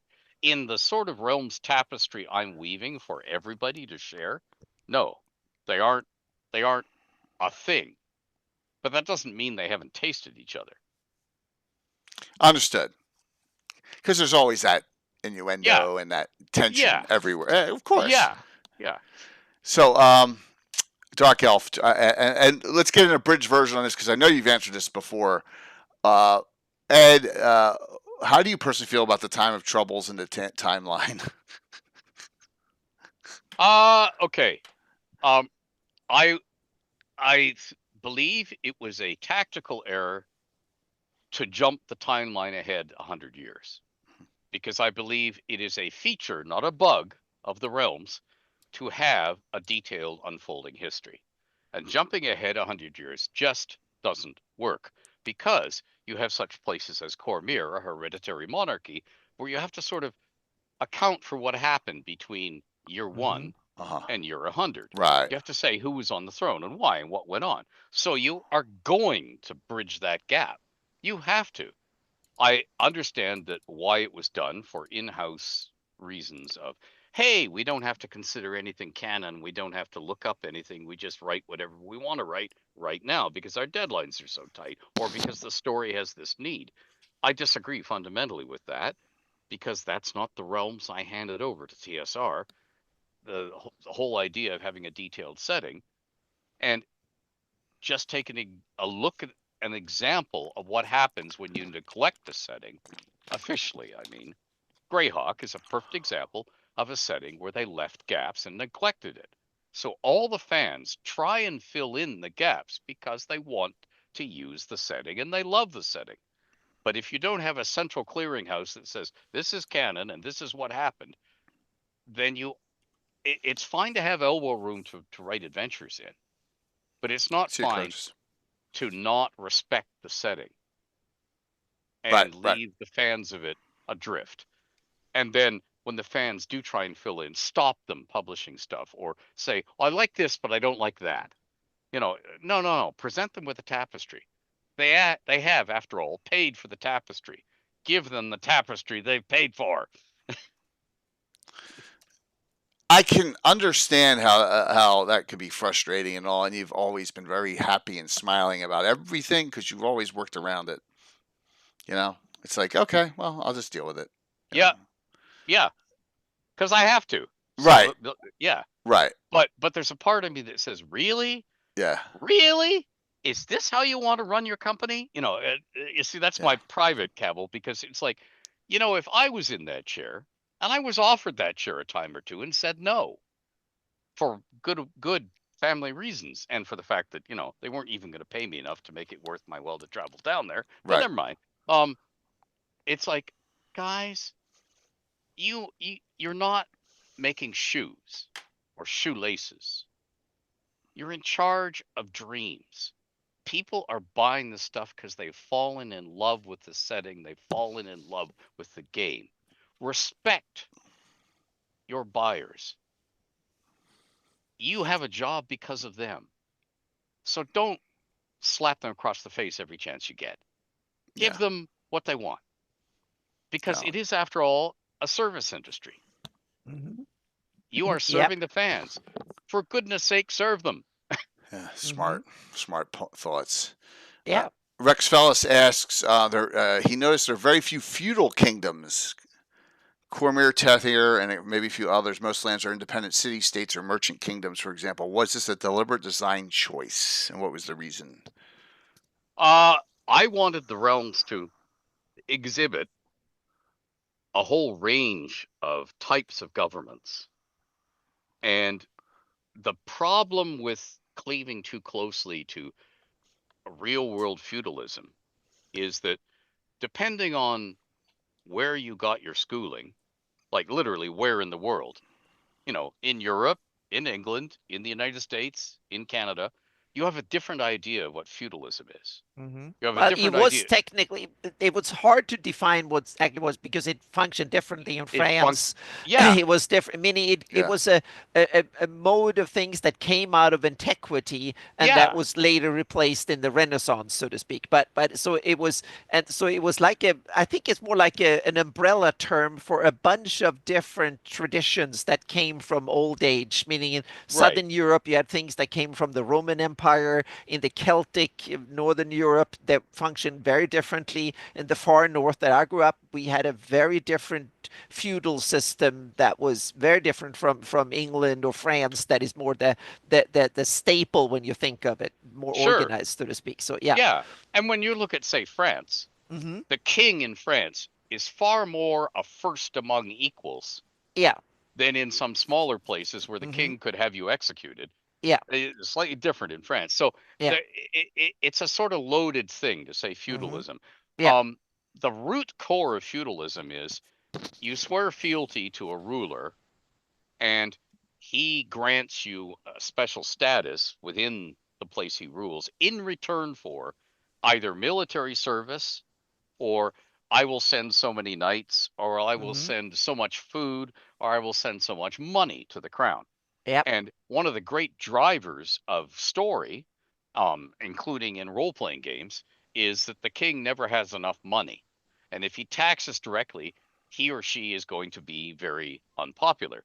So he or she is trying to extort taxes or payments out of other means, which is why you have all these privateers in later times. You know, the pirates going around the Hmm. world trying to grab money, which they have to render to the crown because the crown chartered their ship and supported them. They're Hmm. just trying to get money, money, money. Yeah. And we also have to realize that feudalism also worked both ways, meaning you had a vassal that was supposed to support its lord with like troops and Hmm. be a military asset, but he was also to get protection from the king, meaning if someone came and raided his land, that was stronger. So it was a way of look at it as a way of building alliances like NATO Yeah, and others today, so to speak. You build alliances, you swear fealty to a bigger lord, because then you make that lord bigger, and so on. But that is also a way of getting protection, because if you attack me, my vast lord is going to come and bust you too, because yeah, now I'm part of this alliance. So it was more like and in some ways that also meant that a king, in order to get the best knights, he needed to make sure that he provided good lands and enough people and stuff. So it actually went both ways. And the both same ways. thing Yeah, with and it was like a chain of dependencies. So you had the king, who simply got the best knights and the best, and not all of them were warriors. They might be slew politicians. They might have a and name. George. They belong to a family of old renown. The church were involved and stuff like that too, because they had their own parallel vassal system, and so it was very complicated. But anyway, so then you have the king, who got the best knights, so to speak, to swear fealty to him, and then they had warriors then and squires who swore fealty to that warrior, so to speak, and then their families get around their family. And if those families of the squires couldn't feed themselves, they will simply say, "Well, screw you, we're going somewhere else." Yep. So you had to provide in order to get. So it was a lot of people saying, "Oh, you just sign over your rights and they do whatever they want." No, that's not how it worked, because people, compared to today, people were actually much used as a labor meant everything. There were no machinery, no, and so on and so forth. So you had to have enough bodies around, and if you couldn't protect your people from foreigners coming to raid, or whatever it was that trouble came, they will simply abandon you, walk somewhere else, because that's the other thing. The control of people was enormous locally, but if you just managed to go 50 miles, no one knew where you were, so Yeah, you can set up a yeah, new shop. So there was a lot of freedoms and privacy that we can't even imagine today. But on the other hand, the control was enormous within the village or the barony or whatever it was, so to speak. And you can play with a lot of that, and yeah, there was a lot of dependencies. And also, if you go to Europe, you had the old Roman Southern Europe, the post-Roman world, that was the Holy Roman Empire, that I think invented a lot of that stuff that was later used in France and England and stuff. And then you had the opposing ones, the old Celt, the Norse and stuff, who were basically, they called themselves kings or whatever, but they were just warlords who simply ganged up with how many. Or then it was not a matter of laws and stuff that way. It was, in some ways, it was early democracies, but on the other hand, it was complete lawlessness, because you get together at the ting, that was the yearly council, so to speak, and you agreed on things. If you have feud, you fought over it, and if you felt the king was weak, you can gang up and murder him, and then whoever led that rebellion was the new king. So yeah. it was completely chaotic in some sense, but it was also dynamic and not stale, so to speak. There were no bureaucracy. Laws were written until they were rewritten with blood if need be. So it was a harsh, tough society, but it was also so yeah. In some ways, it was very dependent on each other. It was so thanks. the Stronghold. rulers Thanks, Tim. could rule, but only as long as they were Very able. kind. Because the day they weren't able, they were no What are you doing? longer ruling, so to speak. So, Bingo. Here come Yeah. two questions. This one I don't know Yeah. if I've ever had anyone ask it. I can't find it. My gosh. So if a dragon has a lair, and then they outgrow the lair, what happened? Do they transport the treasure between, or do they have two lairs? And I've never. That's a good question. But I don't know if I've ever had a dragon not move between. Well, what are your thoughts on that, Ed? The answer to that is okay. It depends very much on the Okay. dragon and the circumstances. Okay. In some cases, they grow their domains. I mean, some dragons are intensely territorial. Some of them aren't. Okay, but they would grow their domains by attacking another dragon, killing them, and taking over their lair. Usually, they do not transport an entire horde to a new lair. On occasion, they will, particularly if they have younglings, like they have spawn who they can use as workhorses to do the transport. What they will instead do is sort through the horde in the same way that we saw Smaug go through his horde in the Hobbit movies. Take out the really choice stuff like magic items and keep those. Bury the rest with a cave-in or traps or something of the sort, and use it as a killing or a trap to get other people. And yes, some dragons, like say Clouth in the Patrick, Forgotten thanks. Realms, will have multiple layers because they want to fly to them and rest, because they're trying to claim a huge territory. Yeah, and yeah, a lot of ideas. I want to add a few that I think will be interesting. Meaning, first of all, dragons think long term. This doesn't need to be solved right away. And also, I would have it like, if you take the kind of the epitome of dragons, meaning red dragons, they're more territorial, evil, and ever. First of all, the only reason they abandon a lair willingly is if they get so big and powerful that they need a bigger lair, so to speak. And otherwise they die defending it, or someone else take over it. Or they take over another dragon's lair that is bigger so they can take it. And then I would simply say, well, they can have others transport the lair. What I think are more powerful if they can take a better layer that is cover a larger area when they grow up, so to speak, and become bigger. They take a bigger cave somewhere, and it's like, oh, I can now take the bigger layer. What they do is that they let the locals raid the old treasure, put it in, and then they terrorize the locals so bad, telling them, you need to hand over the money now, or you have no kingdom, or whatever. Believe me, I will level it completely. And stuff. So that way they get all the people to hoard all their treasure and hand it over somewhere with their young maidens, whatever else they need, or someone. So they don't need to move the lair. They have underlings for that, and they're not underlings oriented. They simply threaten everybody, like, hand over your stuff or you don't have anything, even including your lives. And they will burn everything down. The forest, the fields, the bare earth if need be, so to speak.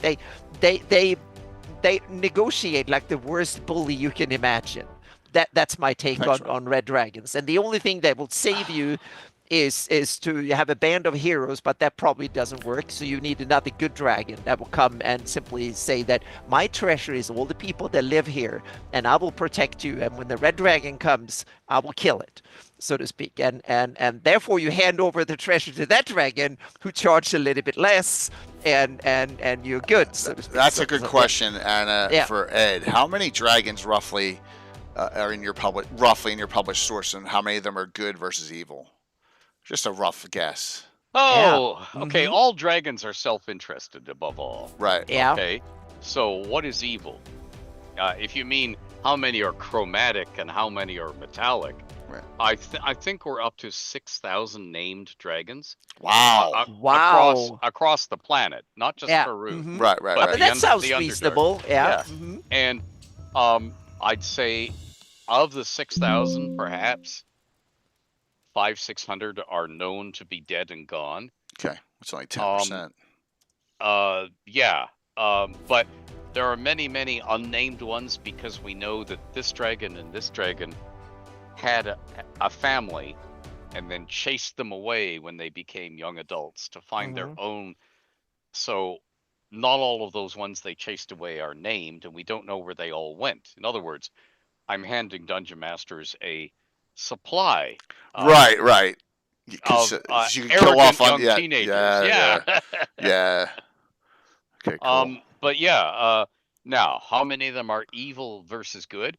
Uh, I haven't counted, Just but I get the feeling that about 33, 34, 35% are good, okay, that's about right. and 3 probably 2 to about 1.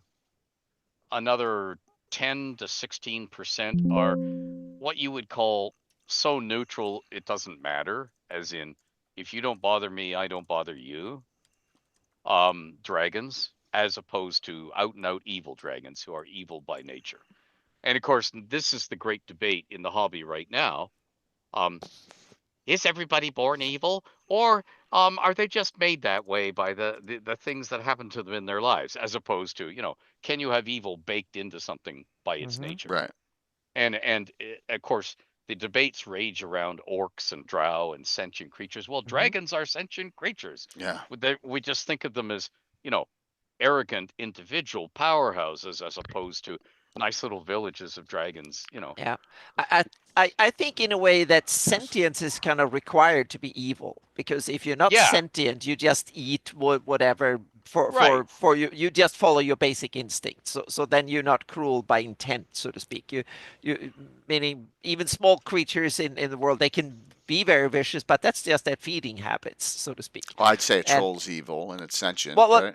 yeah, exactly. But sentience, that means that, in my opinion, evil wants to go when you kill for fun or for principle, rather than for need Okay. to feed or anything like that. In order that's when you get into evil territory, and more and you want to dominate just for more than survival. You want to thrive by making others suffer, so to speak. That's kind of the basic, I think, idea of it. And a lot of dragons fit in there because it's their culture, and that's what they want to do. And in order to dominate other dragons, so in order to be successful among their kind, they need to. And I have it that the difference between the good and the evil dragons is what you hoard for what purpose. The evil dragon, they want to dominate everything and use them. The good ones, they dominate by being worshipped, in that sense, that they can say, my treasure is like, I have 1 million people worship me. They love me, and because I protect them, and I do things, whether it's openly or secretly, so to speak. They build political alliances, and they become, and that's where they can thrive and become big in their culture, so to speak. And the evil ones, they of course they want to kill, maim, and just be they want to be feared, because, and not for its own purpose, because that's the higher purpose. If you're a red dragon and you want to mate, you need to have the right territory in order to get so, and in order to get that, you need to battle both other red dragons and all other dragons, and a lot of other stuff too, in order to impress. And And the if you're gonna female dragon, mate, yeah. if you're gonna mate, you're vulnerable while you're mating. Oh, But oh yeah. if you have scared everybody Yeah. within thousands of miles into staying away from you, you don't have to watch your back. Yeah, and also I have it that the female dragons are bigger and nastier than the males, just like raptors, because the females carry the Just eggs. like real life. So No. yeah, exactly. Yep. So, Yeah. So they are the nastiest ones. So yeah. yeah, my leg is swelling pretty good, so I'm going to run through some more questions here before we bolt here. Yeah, if you guys don't mind, because I'm having trouble between sitting and standing at this point, because I am still recovering. Because have you tried hanging head downwards? I'm not allowed to bend. No, seriously. Yeah, I'm not allowed to bend over that much still until. No. Use one of these contraptions you see in the I AFV have videos. recline. I have a better. I put my feet way up and all. Yeah, it's just. I've been on. Night times are the worst because I've been on my feet way too long. But here, something about a short version, Ed. What happened with the Castle Morn series? I don't know. Did something happen with it? The Castlemorn setting, Setting, yes, setting. which was published by Margaret Weiss's company, and I don't think the sales justified doing more products because the problem with, I think it was Magforce 7 at the time, Okay. the name of the company. I think it just didn't sell well enough to justify continuing the line when she had other things she was also trying to publish with a limited money Okay, pool. so that's what it was. Okay. I still have the rights to it. They have reverted. Oh, So I could do more Castlemore stuff. My problem is, as you can see from the white hair and beautiful only so many boobies and hours stuff. and Yeah, days. my time is running out, and Yeah, yeah. I would love to do a bunch of novels and a whole bunch of Realm stuff. And I am at the moment bringing the world tons of Vikings, and I have some secret projects I'm not allowed to Yes, speak about yet. that's awesome. And then occasionally, like, you do Hollywood work, and they actually pay you real money, and so all of that competes for the time, and it's like, what am I going to do? So I'm going to ask a question. Can you repeat that awful stare you gave me during the game at GaryCon the whole time? No, it's not awful. You just do this. You look straight into the eyes of your foe, expressionlessly like this. And you never blink. You don't blink until your foe looks away. And the idea is to make your foe uncomfortably aware of your disapproval. Yes. But I won't do that to you again. It was fun. That was a blast. If you saw the Film Girl Project's little mini video, did you see it yet? She has a whole 2 minutes of just showing, like, with music in the background, just showing all of us playing and all of us having a good time, and you doing something with your hair with Chuck there and all sorts of stuff. Yeah. So if you get a chance, watch that. Could someone go to her YouTube, please, and link her the vid for that. It's a Film Girl Project. It was really fantastic. But yeah, so it was a Greyhawk Mage, especially Greyhawk Mage of Rari. So there you go. It was from Rel Devon too. That was for Anna. So I made the Awesome. guy. Yeah. And he was a summoner too. So when he summoned that froggy myth into the middle of the fight at the very end, I thought that was amusing. So yeah. I am in pain levels on about a 9 right now. So I'm trying to do my. Oh my God. Wrap up this. Yep. Yeah. So, but this has been a freaking wonderful discussion. So Ed, what can you talk about that's coming up that you're not under NDA? What do you got going on? Well, I should like to plug something coming out, please, from GUI Cube. Oh yeah, ooh, definitely. Luke Gygax is the environs of Gyzengax. Nice. Rounding out the Tomb of Gyzengax thing. I've had the honor to write a few locations and encounters for that, and that should be wrapping up soon. And gamers out there, you should have a look at GUI Cube stuff. It's lavishly illustrated. Mm-hmm. The design is to give the dungeon master visual aids to use at the table and little mini maps and so on. So a lot of your work as a DM has been done for you, and you can enjoy the game. Like if you need to show somebody a beautiful illustration of what monster is coming at them that they may not have seen before, it's provided to you. This is the GUI Cube way, and I am enchanted by this new style, which is really old style, but giving you what you want. So I'm writing stuff for them, and it's great. I think you should give it a look. It's great fun. And this is for Luke Gygax. This is thanks, Brunko. Gyzengax. There's a possibly dead wizard whose tomb you are exploring, and he looks suspiciously like a certain Gary Geisen something or other. Mm-hmm. Anyway, so yeah, that's the one I'd like to plug. Well, that's awesome. I've been talking more and more with Alphinius. So yes, me too. Yeah. Oh, definitely. By the way, one quick thing. Please. If you were a fan of live play, on the 16th, like 3 days from now, Season 2 of Legacy of Worlds launches on YouTube. Cool. Luke Gygax playing Melf of the Green Arrow. Keith Baker playing Merrick Stakanis, Baron Decanus of a large part of Eberron. Lisa Teague playing Elise, the runaway bride of Victorina Mordenheim. Tommy Gofton playing Loholt Lindvander, a time paladin far from his own world. And Ed Greenwood, that would be me, playing Elminster. 20th level characters going wild in Ravenloft. That's awesome. That's great. Yep. Yeah, it's really good to see that there's a lot of side gigs going on and a lot of really cool things that are the community, and we won't even get not even going to talk about all the retired people from WotC coming, because there's whatever stories beyond that doesn't matter. I think everyone else has moved on.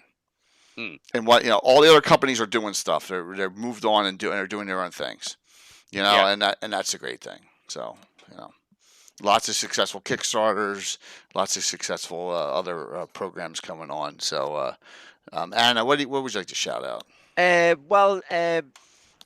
Next Saturday, I think it is, on the 19th, the Guild Superior has a fundraiser, and I'm one of the players. It's a fundraiser for ACLU.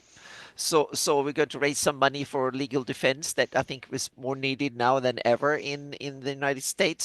So we're going to have a Guild Superior has arranged for an awesome Kickstarter. So I'm going to play on Saturday, a game in that one. So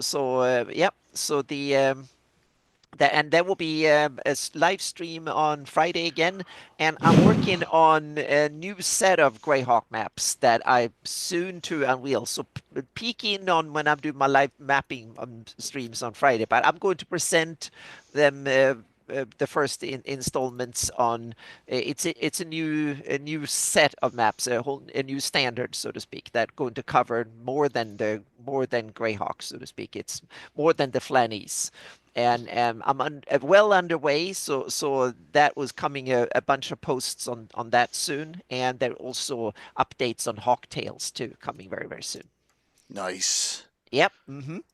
Got a lot going on. So anyone who was on yesterday, I got through the game yesterday morning. We went from 9 to 1, but when I got done, oh my God! I mean, I was in a lot of pain. And same thing with tonight. But I've been on my feet all day. You know what I mean? On and off and on, trying to. Oh yeah, you can't. Shouldn't overdo it. I'm not. Yeah, but I miss the community, and I just want to keep it rolling. So it's got no limitations. I think Dirty Harry said that, right? But one other thing here, Brungel sent me these awesome dice holders here, Order of Ulick, with the symbol on it on this one with dice inside. Very, very kind, man. Whoops. Yeah. And then this one has the map of the area, on it too. These are really, really cool things. So. Oh, nice. Yeah. Nice. Yeah, really nice, and I really appreciate you sending it to me. Thank you so very much. Really, really cool. All right. So what's going on this week? We got a. We have really cool discussion on Wednesday. Michael Clark. If you don't know Michael Clark, who is Michael Clark? Here's a picture of Michael. There you go. That's Michael. So he's one of the Warp.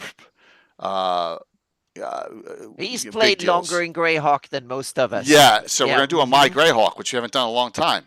Exactly. With him, and this I think will be a great one. Yeah, and I don't think it'll be a lot of Warp talk because that's outside of this. But thanks, Patrick. It'll be more for his own campaign, and that'll be Wednesdays, Legends and Lore. If I'm capable physically to play in the basement with my guys, that'll be Thursday. We'll continue Cairn of the Skeleton King. No special game this weekend, but we'll have one on the 26th with the new group. This group is not correct here. I haven't updated it. I don't think Sage is playing, but Little Bird's supposed to be back to play again, and it's been like almost 9 months, so she may be back for this one. I may be asking some other people to jump in, but it's going to be brand new characters on this group. We got Coco Cork and Witch Star are going to be in, so that's going to be on 26th in the morning. So we're going to keep going. So amongst all the other stuff and other projects. But I do see the surgeon tomorrow morning, so we'll go from there. Finally get this damn bandage off here, and we'll go from there, and the hardcore PT is going to start. Lord Breslin, that's so funny there, Rich. Yeah, but these are like third, fourth level characters. You're gonna just go in and you're just gonna kill them all off, you know, because they're not purebloods. So I really appreciate it. I'd love to go longer. I just physically can't, guys. No, but You know, this has been awesome. Yeah, Thank this you, has been Ed, a great and discussion. Jay, Thank for you. putting Let's- this together. Yeah, so let's do the two Hello, giveaways. doggy. Hello. Oh yeah, he's waiting for his walk. He's getting hot Yeah. here, so he's been nipping at my toes here and kind of. Last getting me to call, go. and then we'll see who Yeah. wins these. They're $25 gift certificates to Troller Games. Okay, I don't have them yet. There's Chuck and Obsidian Risk Scott will give them to me tomorrow morning, so please on Look at these sit Ghost, tight. Okay? So first winner is Lando. Second winner, Dragger here. You are both winners. Grats. Okay? Two $25 gift certificates will be coming out to you guys in the morning tomorrow. We're going to rate the Darling, whose show is great. Ed, thanks for a wonderful discussion, man. This has been Thank you. fantastic. This was fun. Sit tight after the raid goes in. I got one question to ask you off camera, okay? And then, Anna, thanks a lot, and we'll see you. You, me, and Mike talking to Michael Clark on Wednesday will be the next stream for me. So, yeah, appreciate it, guys. I take every minute to stay on as long as possible, so you know that's how hurting I am right now. So, Yeah, I hear you. Yep. all right, let me set the raid up here, and we'll go into Darling. And everyone, please enjoy your week, and we'll see you very soon. We'll keep it rolling here. I'm gonna hit a wrong button. I know I am. Did I hit any wrong buttons tonight? Maybe not. No, so it's time. Yes. Stream manager, setting the raid up, going into Darling. Shoot tonight. Darling. Yay. Yep. I'm willing you into Darling. Darling Street, he said. Hastily. Here we go. All right, 111. 5, 4, 3, 2, 1. Thank you all. See you very soon. Love you all. Bye. Bye. Boom. Bye. Bye. All right. That's awesome. That was a nice size. 111. That's an awesome number. Yep. Yeah. All right, let me Jay. shut this off. Is THC and